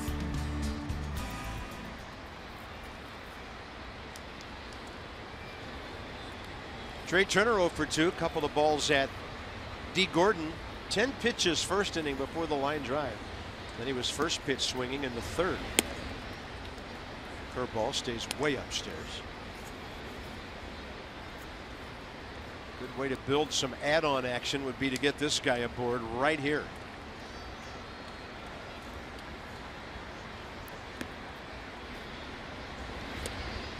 Neither pitcher has had to worry about being off the stretch much or holding anybody or pausing. So here we embark on the 3rd time around, and Straley much more hittable than he is early. As a rule, that ball stays fair. Turner speeding down the line. Ellis throws him out. 2 down. When you have insight, you know how to handle your finances with confidence. Brought to you by PNC Bank. For the achiever in you, let's check in on Spencer Keyboom, the 26-year-old catcher whose younger brother Carter is in the organization. 5th rounder back in 12 out of Clemson. And doing the job at AAA early in his days with Syracuse. Well done, 5 for 13. Driving in 5, scoring 3.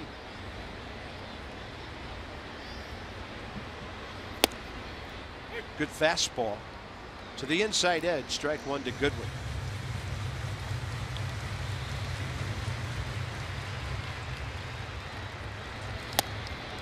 Looked like he went. Clint Fagan agrees. 0-2.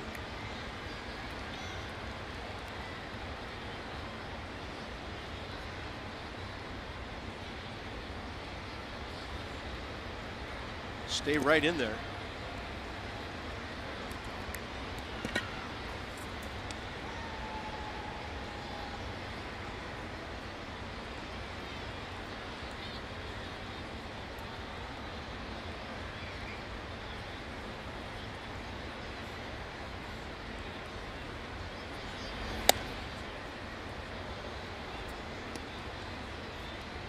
I like Straley's tempo, man. He's just on the mound ready to pitch. Get it and go. Keep your defense engaged.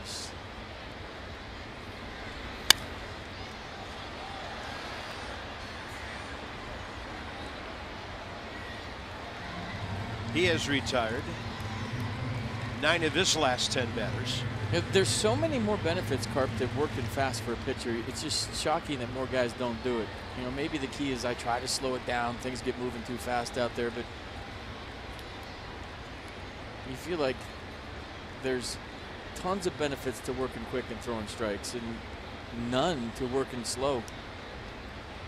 Yeah, great defense behind you comes to mind, or you're striking guys out. So the 2 pitchers today have combined for 14 Ks. Max has 8. He's back to work.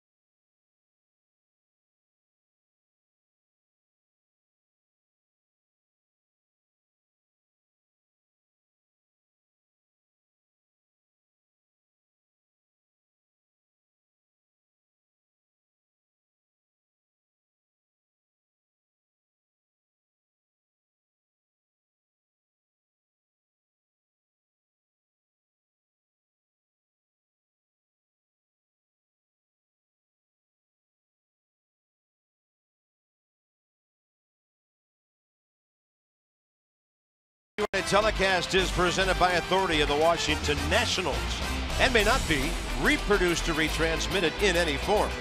And the accounts and descriptions of this game may not be disseminated without the expressed written consent of the Washington Nationals. It's a 1-0 game. Really nice day outside here in Miami. 77 calm indoors. And Dan Straley, pitching brilliantly himself, is done for the day as Ichiro Suzuki hits for him. Bottom 6. Ichiro, 279 career, 12 for 43 against Max Scherzer. And that sends him back. Marlins box.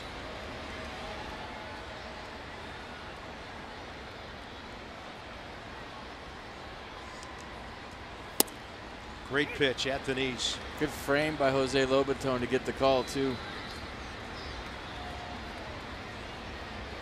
Ichiro in this series 0 for 2 in pinch hitting appearances. He gets one just about every night. 2-1.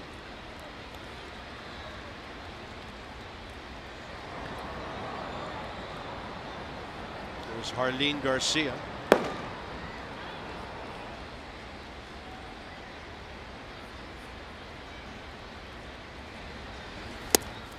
Swing and a miss, and Ichiro putting everything he had into that. And this is one of the greatest hitters to ever walk the face of the earth, and watch what Max Scherzer does to him on a 2-1 slider. I mean, I don't know that Ichiro's ever taken a swing like this in his career. 2-2. And he serves it foul the other way. I mean, I've never seen Ichiro do that. I mean, he's always under balance. I mean, the worst you see is the slap and run out of the box on a ground ball to short. That was something I'll always remember. Unbelievable.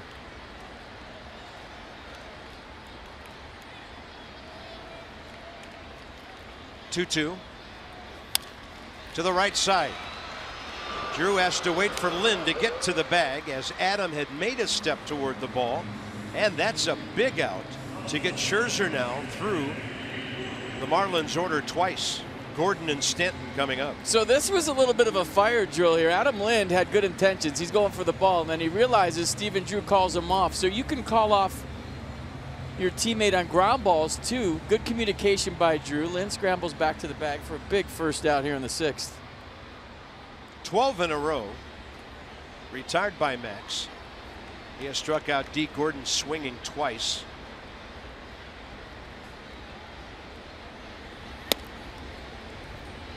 It's a good lesson for you young second baseman. If you're going to your left, it's as simple. I got it, I got it, I got it. Even on a ground ball, so your first baseman knows he can go to the bag and cover.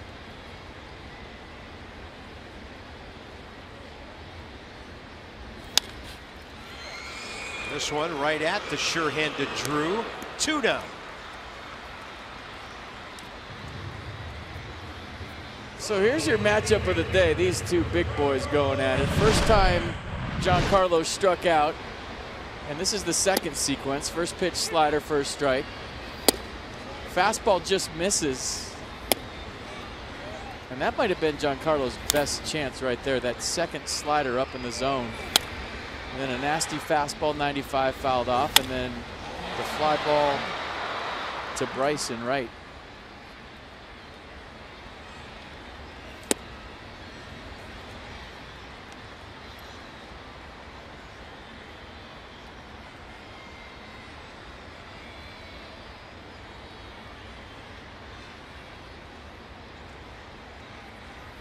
One-oh pitch.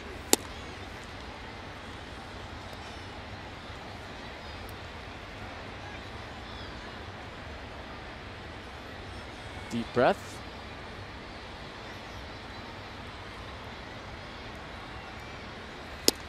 And Giancarlo was all geared up for something else on 2-0, wasn't it? This is the best slider I've seen Max have in a few years today. I mean, it's going from one side of the plate to the other and down.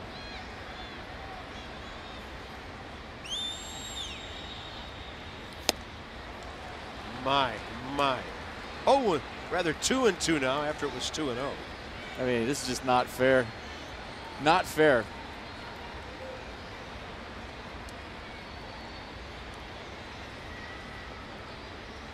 triple up on it.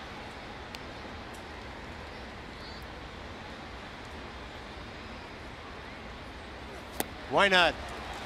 Strikeout number 9. 14 in a row. 16 of 17 for Scherzer. Nasty slider. Don't move a muscle. Save seats.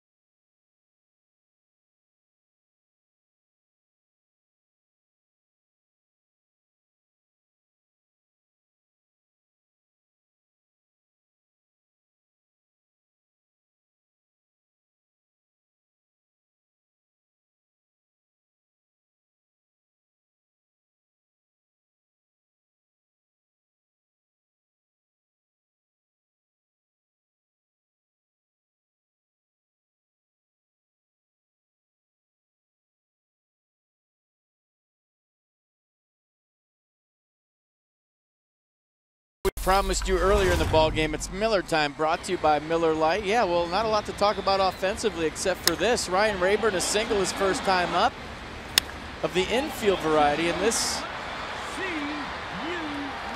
a home run to make it 1-0. Definitely your Miller moment for now. 24-year-old lefty, their only southpaw in the bullpen, Jarlin Garcia. Pitched a scoreless 6th inning here Monday. Got Turner, Rayburn, and the man he's about to face, Bryce Harper. You know, Brian's younger brother, on a ground ball to second base. Might be the first time that's ever been said. Fastball slider change for Jarlin. Fastball 94. Thank you, Brian. Brian. Slider 83, changeup 86. Hey, I remember when Pedro Martinez was Ramon's little brother. I know.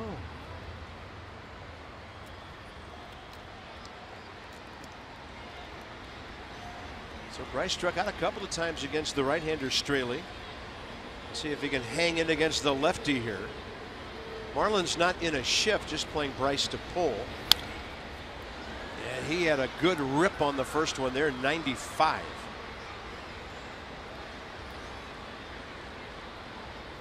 Some people asking on Twitter if you have to use the facilities, what do you do about same seats? You stay there.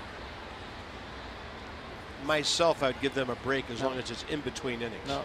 Not while a certain someone's pitching. Nope. Wear it for the good of the club. Harper drives one the other way. Ozuna right there. And for those that don't know, in a dugout, when you got a rally going, guys will get up, high five a hitter, or when they cross home plate, and everybody in the dugout yells same seats. So you go right back to where you're sitting if you got a rally going. So we've been doing it for years now. If the Nats got something going on, same seats.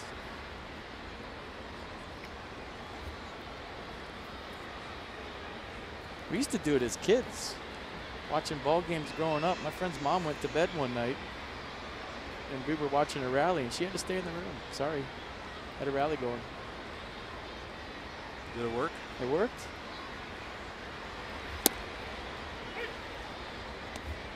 Anthony Rendon 0 for 1 with a walk. Faces Garcia for the first time.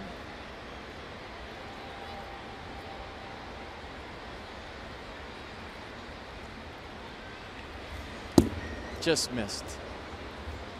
That almost took out Billy the Marlin.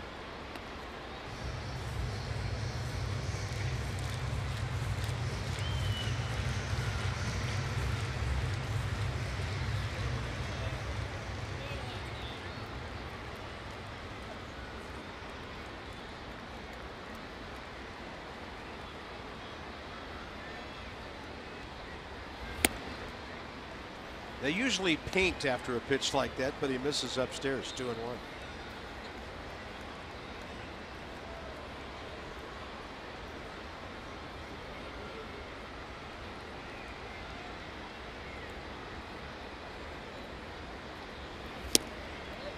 Changeup.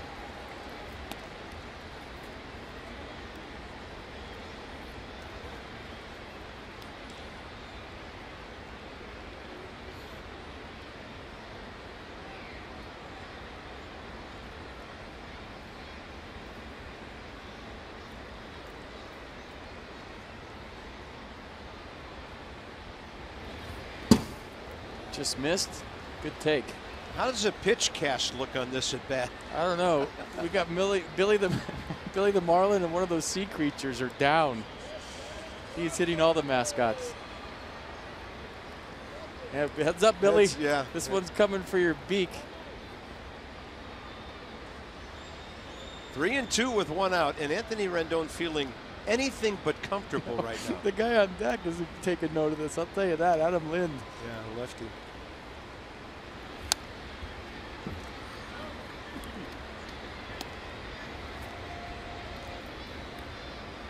Yeah, he's not feeling comfy. He's not even in the box yet.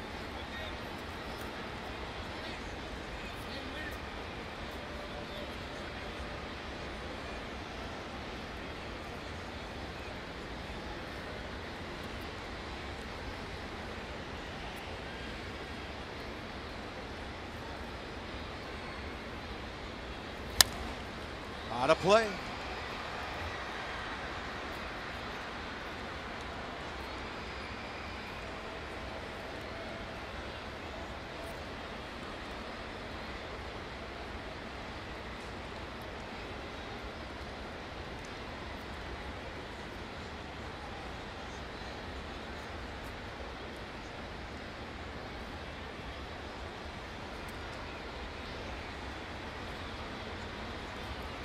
Payoff again. See, this is why he sees so many pitches. It's the 2-strike foul balls. Yeah, he walks. He goes 3-2 a lot, but it's just the ability to let the ball get deep and foul pitches off that most hitters can't. Most hitters can't wait that long to make a decision. Quick hands, quick bat, strong wrists. I wish they had a stat on pitches spoiled. I guarantee you Anthony Rendon's right up there at the top. 3 balls, 2 strikes with 1 out. And this one playable. Derek Dietrich, a long second out. So what's today, the 21st? Peanuts are in town tomorrow. 4-game homestand against the Mudcats. Check out College Night on Thursday, League of Their Own Night on Friday. Then on Saturday, the first 1,000 fans get a 40th anniversary card set. All right, go to PotomacNationals.com to purchase your tickets right now. Here's Adam Lind. So they put D. Gordon in right field. Third baseman Dietrich over by the second base umpire. Shortstop J.T. Riddle stays home. You see that take by Lind? He didn't want nothing to do with that first pitch. Yeah. Safest thing for him might be a ground ball straight over to the left side. He used to call this hanging loose up there.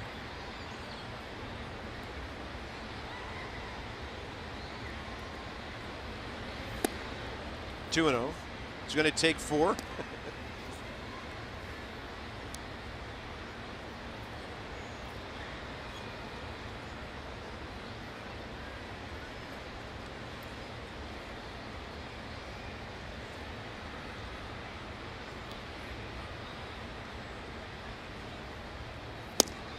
Strike call.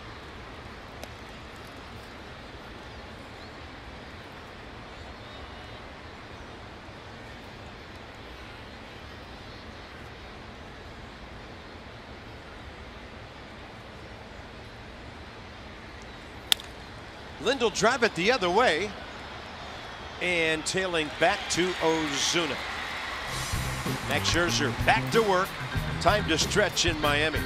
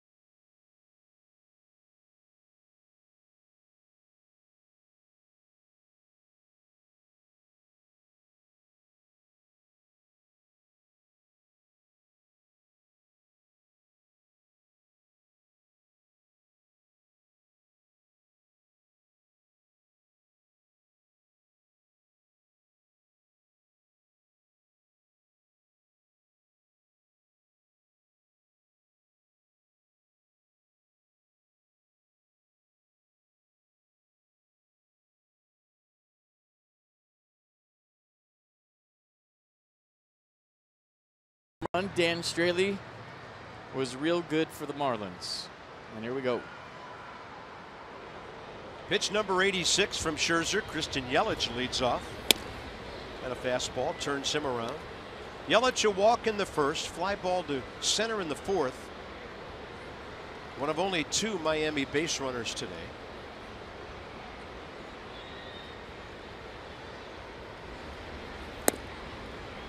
Changeup right in there, 1-1. First 3 innings 50 pitches, next 3 inning 35. Target in. Yelich, no way to do much of anything with that. This is the biggest killer slider since the days of Drew Storen. Yeah, this has been the story of the game today. This pitch right there. I mean, fastball's been jumping out of his hand effortless early, but that slider, deadly. Mercedes-Benz on that pitch cast. Here's a 1-2.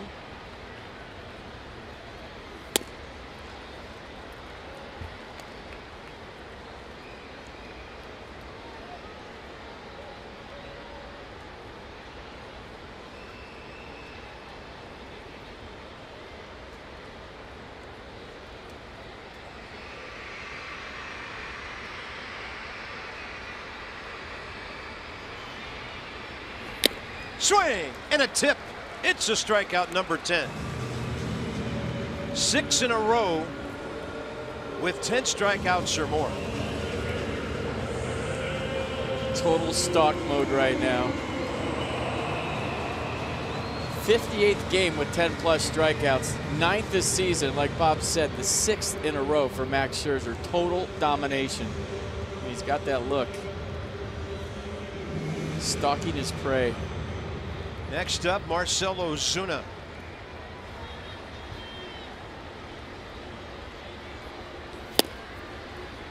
My goodness.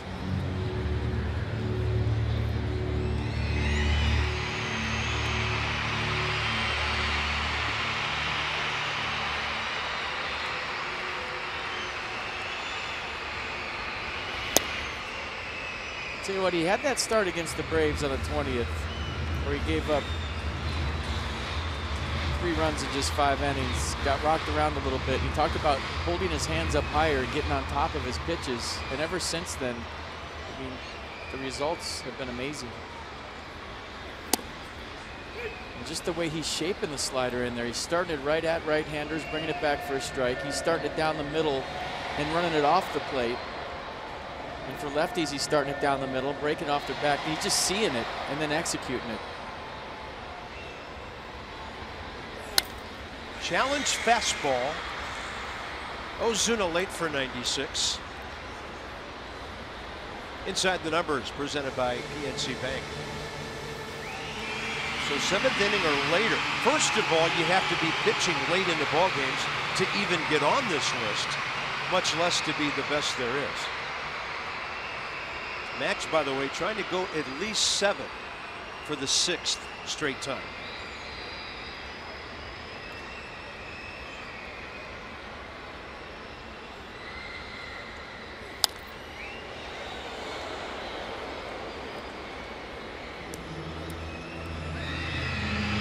Tell you what, Ozuna's getting closer to that fastball. It's 2 in a row. Even though he was late on it, kind of an emergency hack. I feel like he's got a pretty good chance in that, but see if they decide to go the slider here.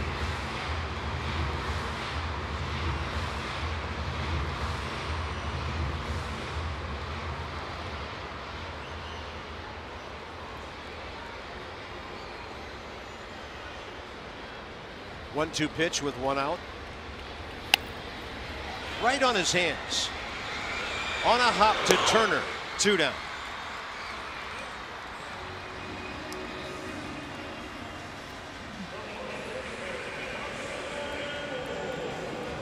So Pedro, since 1913, with Chris Sale, and Sale twice, the most consecutive 10+ games. So Max is getting there. Have to wait till next time out on this one. I mean, what a list. Come on. There's Bohr, who has struck out swinging twice, and Max has just buried him down and in on several occasions here.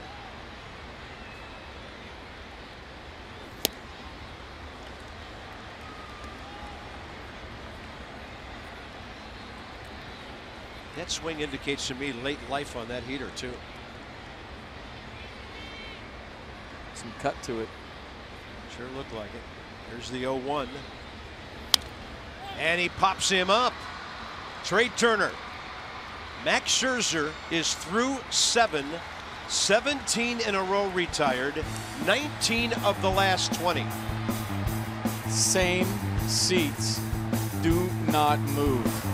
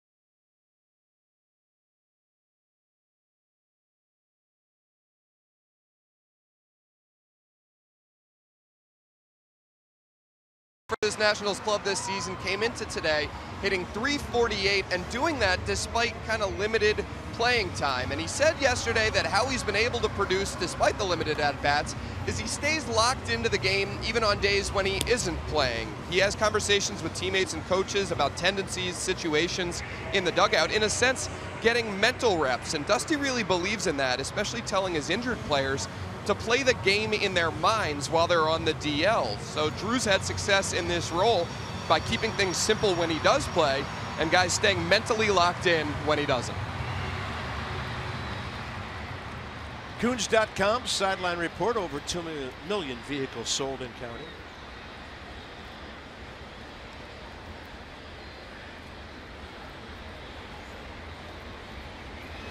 Drew and Garcia, top of the 8th.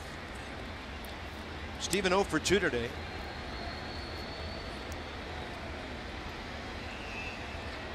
One nothing game, adding to what's going on here. That ball is rocked into center. Steven Drew 6 for 11 in this series.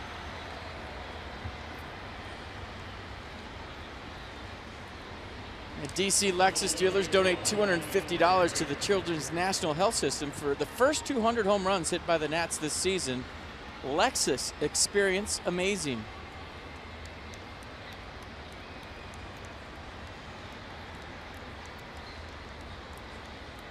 Rayburn coming up. He won't be facing a lefty. It'll be that hard throwing right-hander, Kyle Bearclaw, coming up. If you need expert printing, the UPS store has you covered. Together, there's nothing we can't solve. It's our UPS store. Call to the bullpen.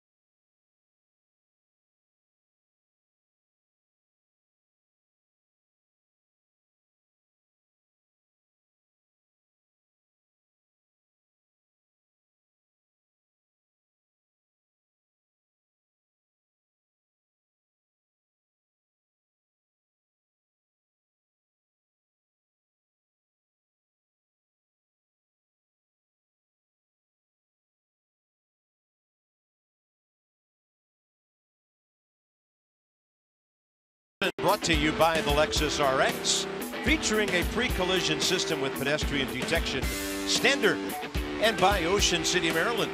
Put your vacation days to good use in Ocean City. Book now at OCOcean.com. Nice day for a boat ride, but it's an even better day to be in a ballpark just west of downtown Miami. Nats fans are loving it. Thanks, guys. We love you too. There's Kyle Bearclaw. He can bring it. 32nd game, and his second appearance in this series. Struck out 3 in the 8th inning here Monday night. Yeah, fastball 95 and slider 82. Sliders filthy at times.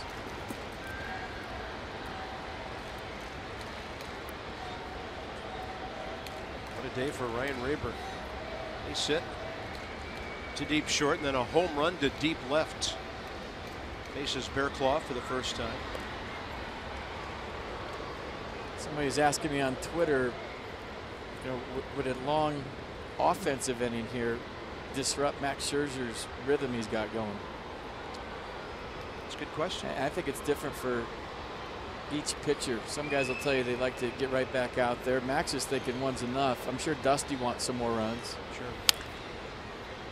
He's had 98 pitches, 69 strikes.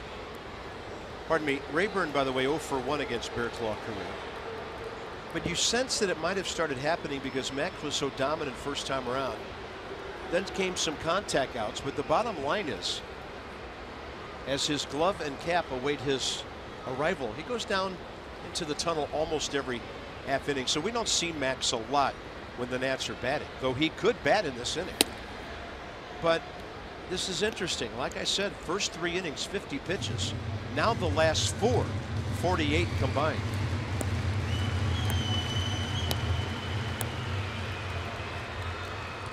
If you're asking me if there's a decision to make, absolutely not. There's no decision to make. 1-2 to Rayburn. Drew a short lead. Ryan went around and he's out.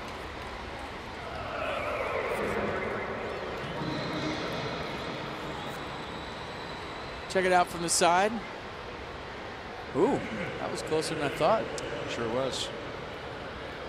Rayburn thought he might have stopped. Scherzer comes out on deck. Lobaton steps in.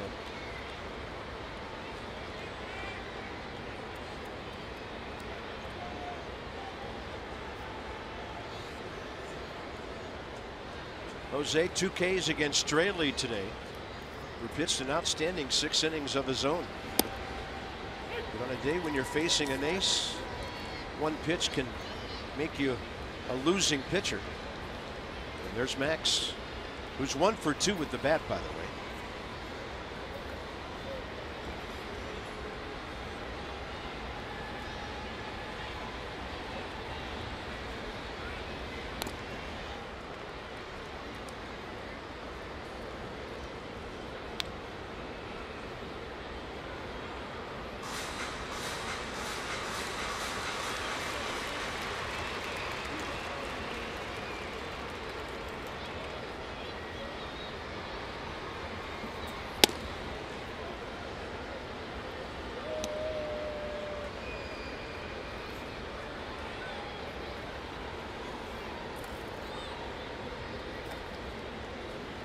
Jose Lobaton facing Kyle Bearclaw for the first time.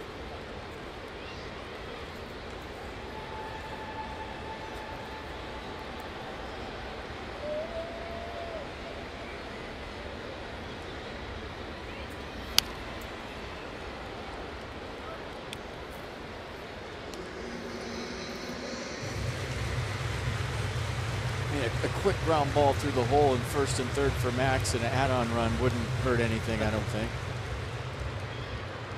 Sure Dusty Baker would love that. Good piece of real estate right side for ground balls, but a pitcher that's hard to pull. And that bounces way out in front of A.J. Ellis. So the Nats do get a runner in scoring position. Eliminates the ground ball double play possibility.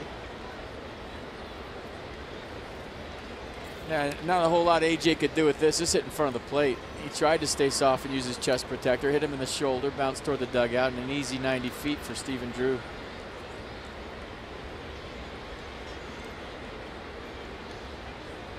And the Nats have a couple of shots to make it 2-0. Jose's 2 RBIs this year on solo homers.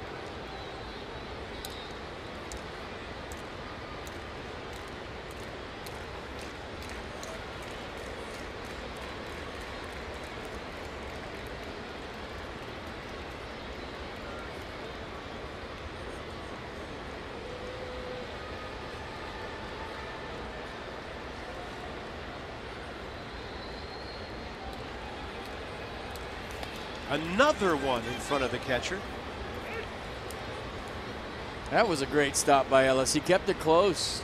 If Stephen Drew gets to third, you got a sac fly. It's 2-0. This is textbook right here, folks. Watch this. Create an angle with your chest protector. Keep the ball close and keep the runner at second. 1-0 game. That's a big play.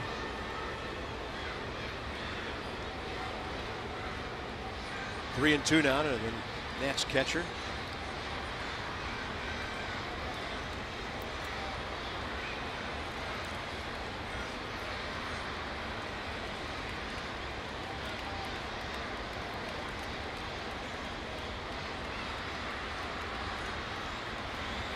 That ball stays up and away, and 2 runners aboard. Nissan on the pitch cast. Well, this becomes a big at-bat for Max Scherzer. Try to advance 2 runners and then Trey Turner drive him in potentially. Trey's hit the ball hard a couple of times today, but first things first, get this bunt down.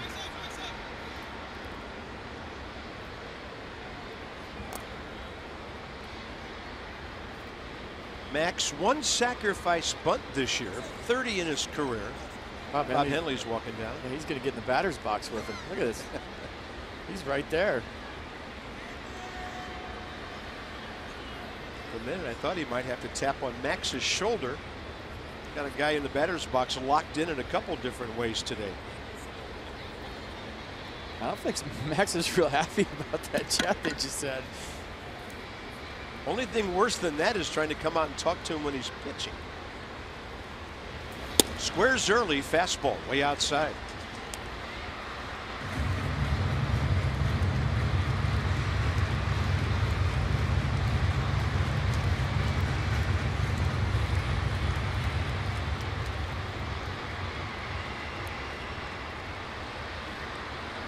See that little peek? He's trying to see where Dietrich is if he wants to pull back and hit.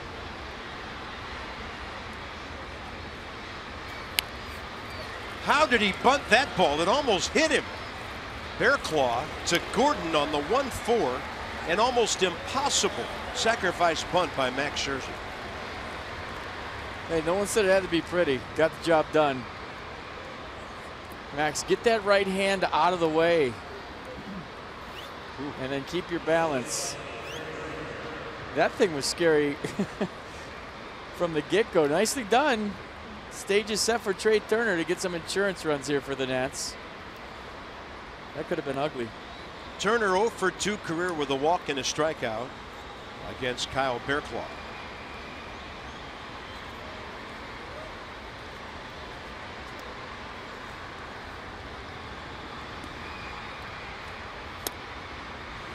.95 low in the zone to get ahead. Just wonder how confidence he is in his breaking ball right now with a guy standing on third base. He had to bury one. Trey great lately in clutch situations.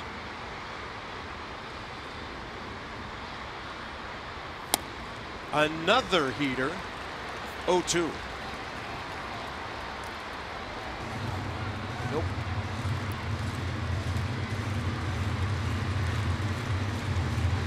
Young hitter in there and a crew chief with 35 years of big league experience behind him. He's thrown 2 sliders in the dirt, and I don't know how confident he is in that pitch right here. A.J. Ellis blocked 1 and 1 shot toward the Marlins dugout. So if you trade Turner, I don't know if you're even thinking about a slider.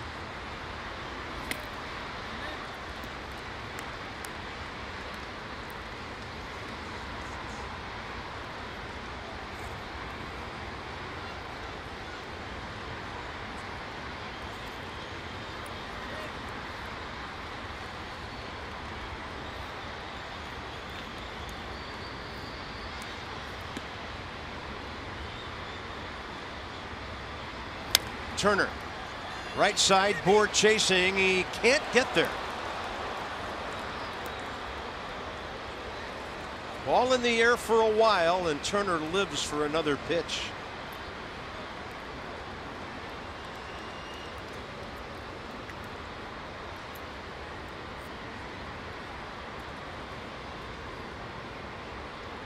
Don's thinking I might have had that one, but Justin Bourne, known for hitting far home runs, not his range on defense. He does play pretty good first, though. 1-2 again. Ball gets away on that breaking ball, but it goes up the line right towards Stephen Drew. That's the third one he's bounced this inning. He doesn't want to throw it again. If you're Trey Turner, you totally disregard this pitch based on the two before this.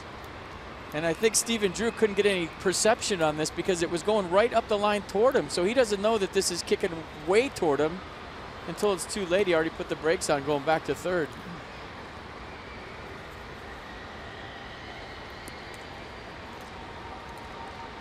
Things getting more interesting by the pitch here. And a 2-2. Turner out to center. Yelich will get there. The Nats will leave their second and third runners on base the entire day.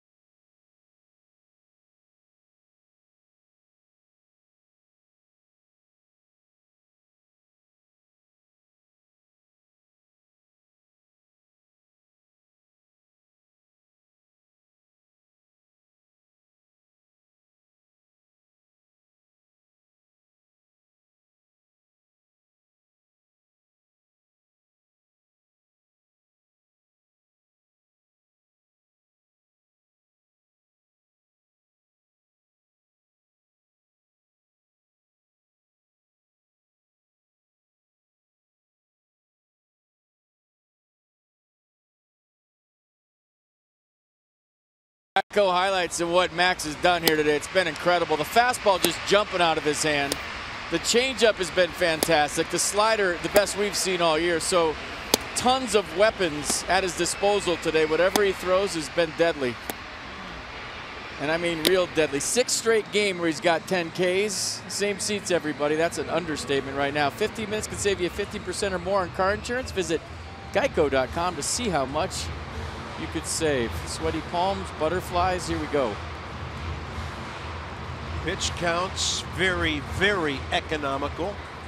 Starting with the 4th inning. Derek Dietrich 0 for 1, hit by a pitch. Got his bat busted on a ground ball to the right side last time up. That was pitch number 99. And 70 strikes.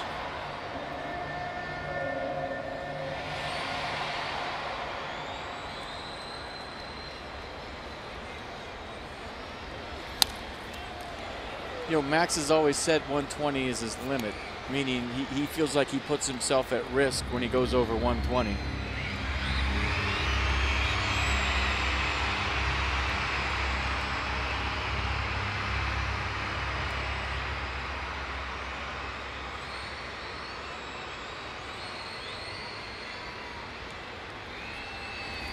Change up, strikes him out. Number 11. 18 consecutive batters retired.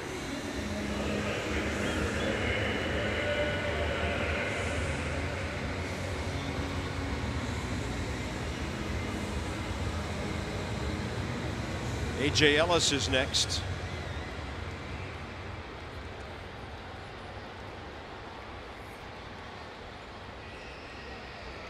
strikeout. Ground ball to third.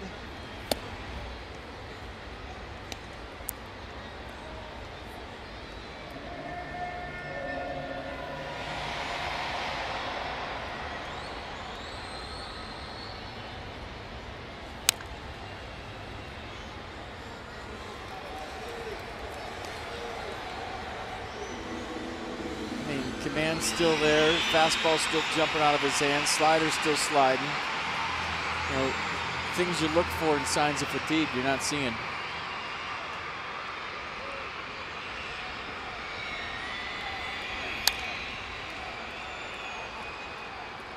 One ball and 2 strikes.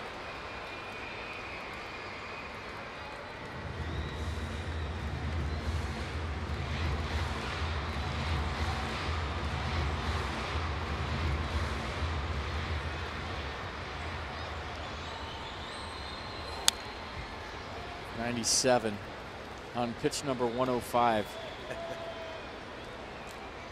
And this is usually where he empties the tank.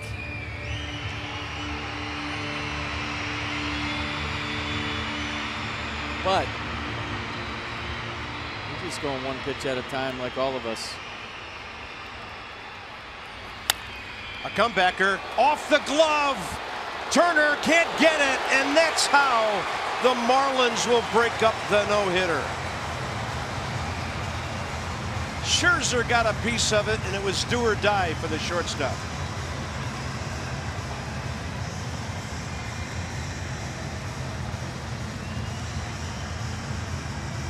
Max couldn't believe he missed it. He looked in his glove after the ball hit off it, and then Trey Turner tried to barehand it, and he still had time with A.J. Ellis running.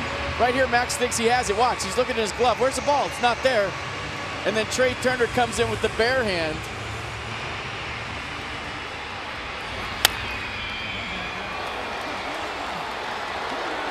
And an infield single ends the no-hit bid. That's too bad.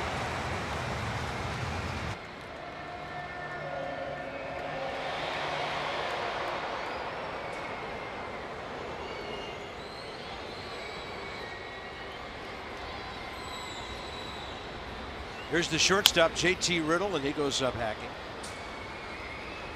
Well, now you got to refocus, relock in, and win a ball game if you're Max Scherzer. Trey Turner did all he could.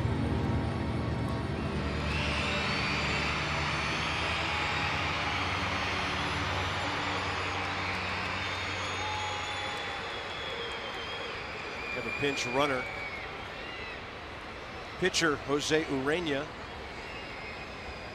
for Ellis, and that's a slider inside. 1 ball, 1 strike.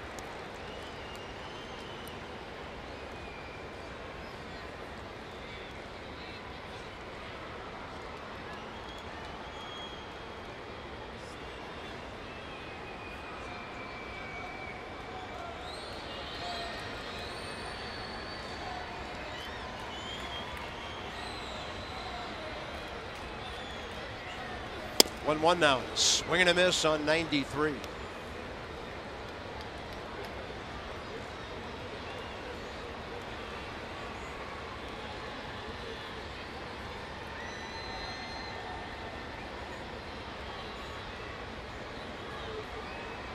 Yeah, that 118 was last start against the Mets.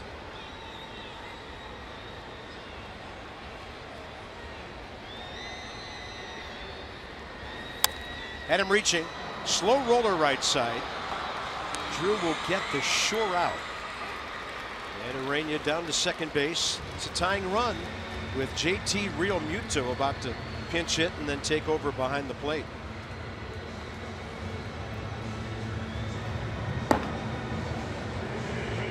Oliver Perez and Blake Trinan. Trinan was spectacular here last night.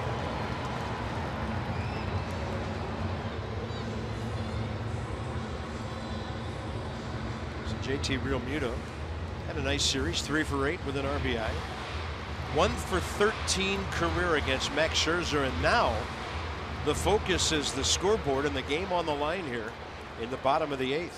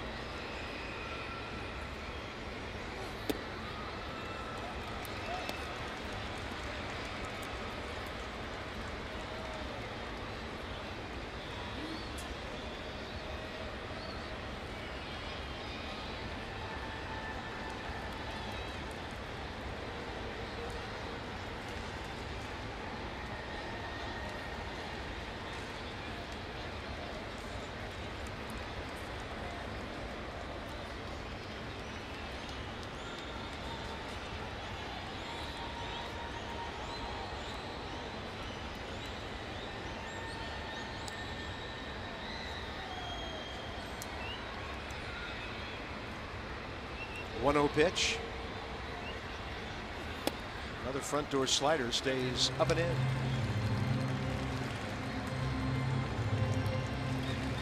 Well, this is everything you got at bat. I mean, 1-0 game, bottom of the 8th. You just gave up your first hit, tying run in scoring position.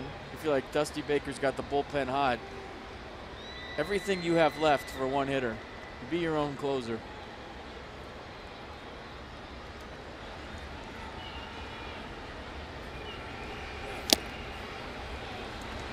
Great fastball. Just foul tip, 2-1.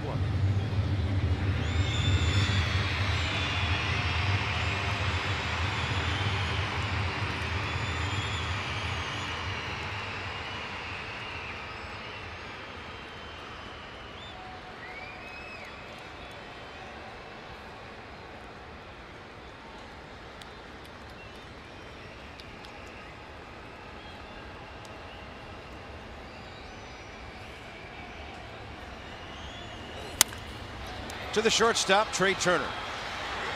Guns it over, Lind, and he couldn't handle it cleanly. Inning still going, runners at first and third. Probably Trey Turner on the miscue there. Kind of sat out a little bit and then didn't have momentum into the throw. And then Adam Lind tries to go two hands on the backhand, but look at Trey, set up really early. So now he doesn't have any momentum going to first base and the throw's a tad short. And Max can't believe it. And now he's got to throttle up one more time. Thought he was done, thought his day was over, and now he's got to go. But that play was made by Trey Turner sitting on that ball. Usually he comes and gets that. If you're moving through the baseball and going toward first, you hit Adam Lind right in the chest. But because he stayed back on it, he had to get his momentum going after he caught the ball, not into the catch. And the throw was low. So Adam Lind will tell you he's got to catch that too. D. Gordon against Max Scherzer today, 0 for 3. Ground out in the 6th to Drew, his only contact, 2 swinging strikeouts before that.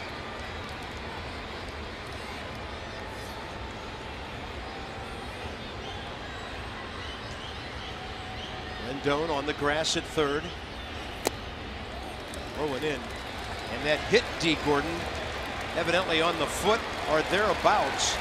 And the bases are loaded for Giancarlo Stanton. Dusty's screaming. He's saying it didn't hit him. He's on the top step. You could hear him yelling. So they'll look at it in the clubhouse. Chris Spire on the horn. I couldn't tell.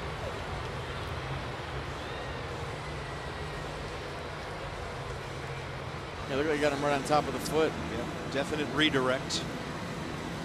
Well, this becomes even bigger now because the go-ahead runs at second base. And what does Max have left, folks, against Giancarlo Stanton? Wow. They've matched up 3 times today. A fly ball to right in between swinging strikeouts.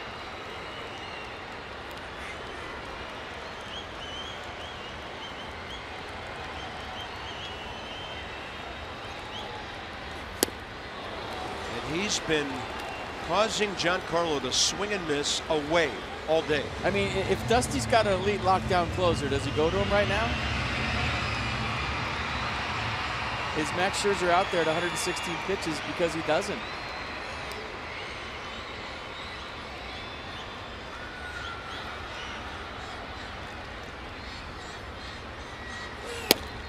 Fastball up and a little away. Counts even, 1-1.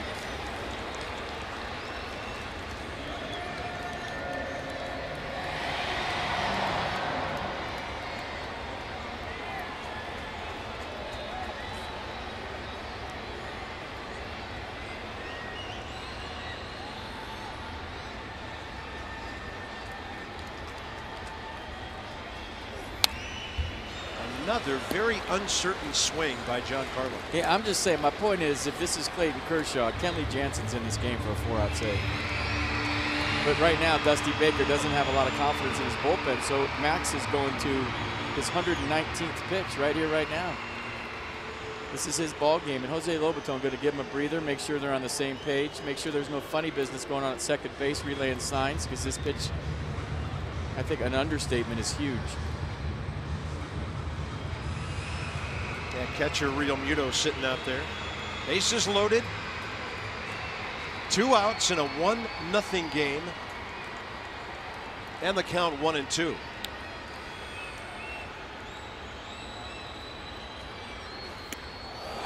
That one back to the barrier. The tag is late. And this game is tied. I mean, he hasn't thrown a fastball anywhere but for a strike or near strike all day, and that just tells you he's done. I mean, he's going back and reaching back for everything he's got to get out one of the better hitters in the National League, and just threw a ball over Jose Lobaton's head because he has no legs right now. He's tired. 119 pitches. And where have you seen a ball from Max Scherzer today that hasn't been a strike or near strike? And maybe he was amped up and trying to throw the greatest fastball ever past Stanton, but that tells me his legs are gone. Counts 2-2 now. Real Muto to third, Gordon to second.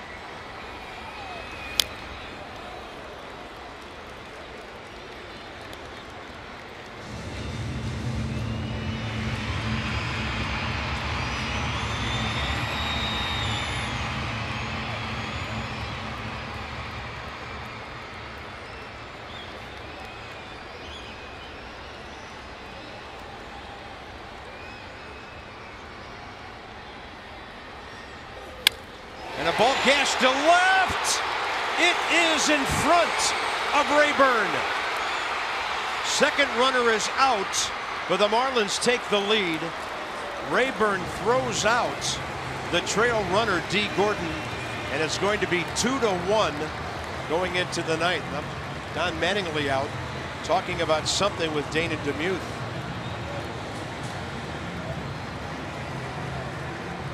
Max is fuming in the dugout right now. I don't blame him.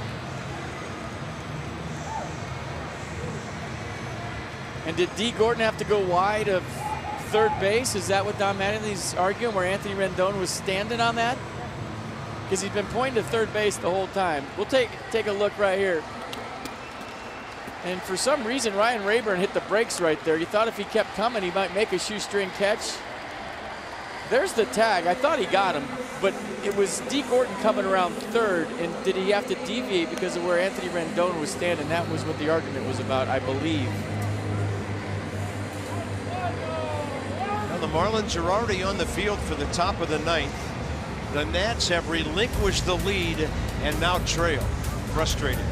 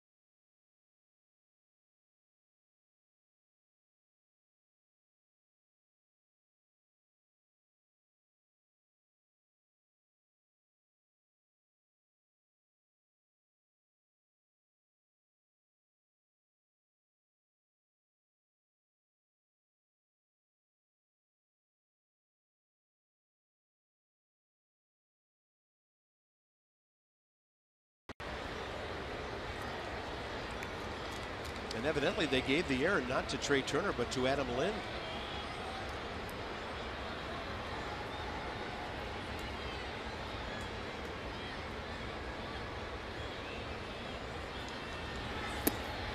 Two and 0.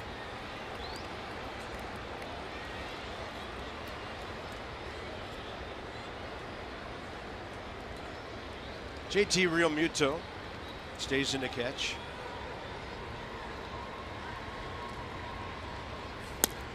And that's in there.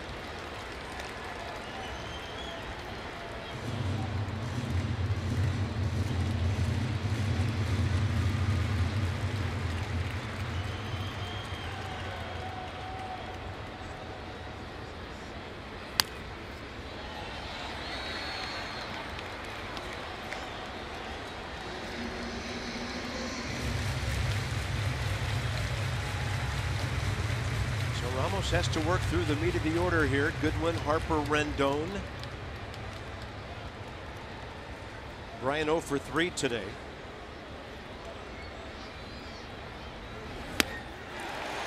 And he's down for the first out.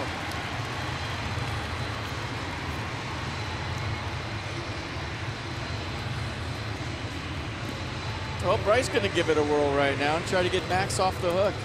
So much going on in that bottom of the 8th. Sitting here thinking about everything that happened in that inning, and the biggest play, obviously, the ground ball to short, when you're thinking, okay.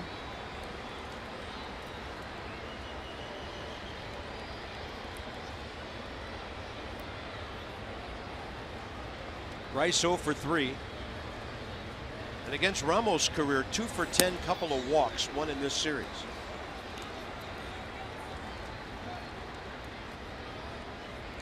Ramos got the win Monday night when the Marlins walked off the Nats.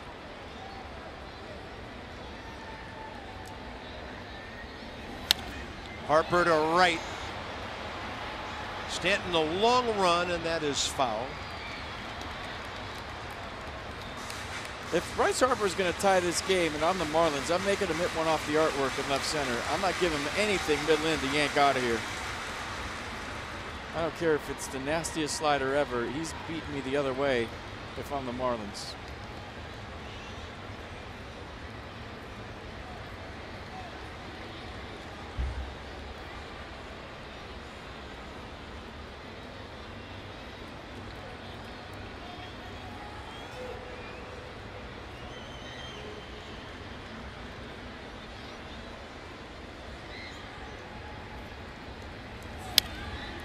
Healthy hack, strike 2.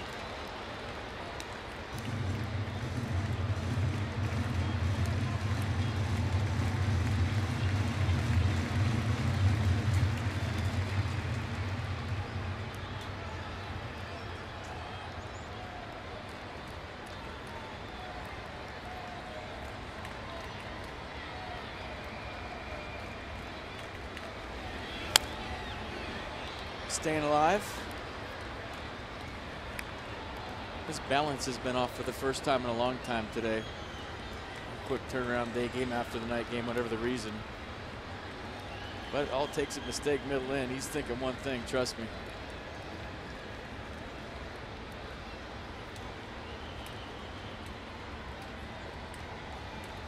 One and 2 with one out.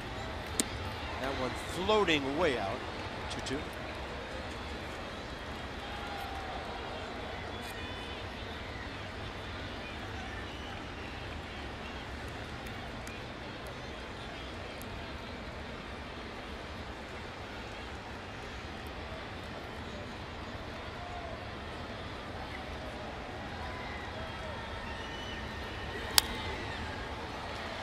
Fighting.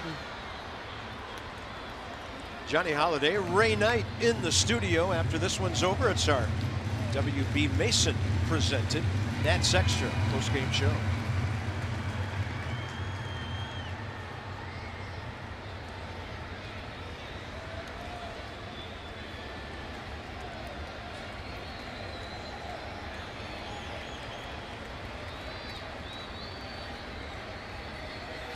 Harper, right side, board the backhand to Ramos, 2 down.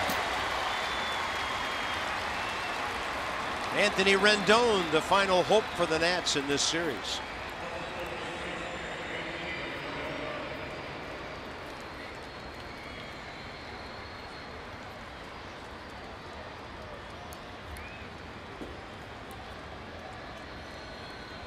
Rendon 2 for 9 career, 2 walks against A.J. Ramos.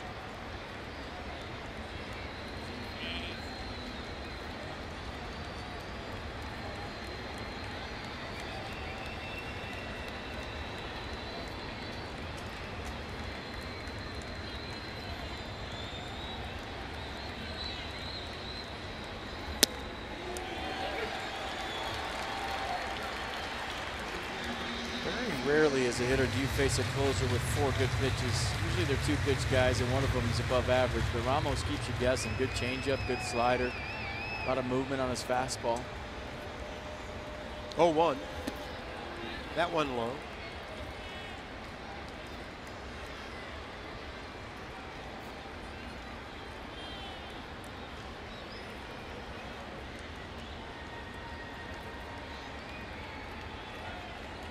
Dusty's club's been in a position to win all 3 games of this series.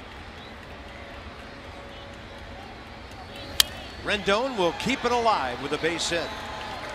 On base for the 2nd time today, and that gets it to the big power hitter, Adam Lind. Well, you know he would love nothing better to put one in the seats. Very rarely in this game do you have an opportunity to atone for a mistake. So the game finds Adam Lind with 2 outs in the 9th, down by 1, representing the go-ahead run. Watch these swings.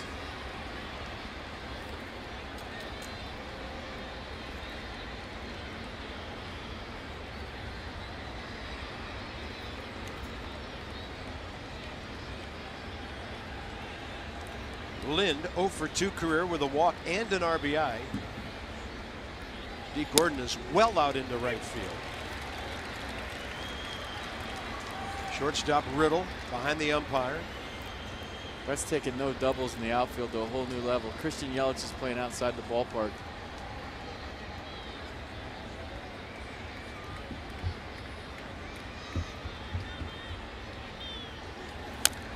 Linda Tapper and foul, and 0-2 now. I think you give him 2 strikes to hit. Now if you're Anthony Rendon, you get a jump.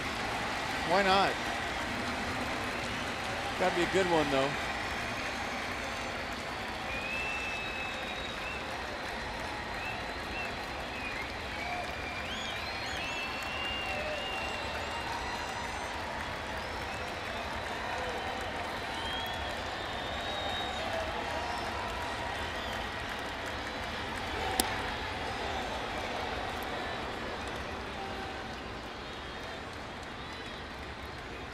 Same thing goes here. You can't give Adam Lind anything to pull if you're A.J. Ramos.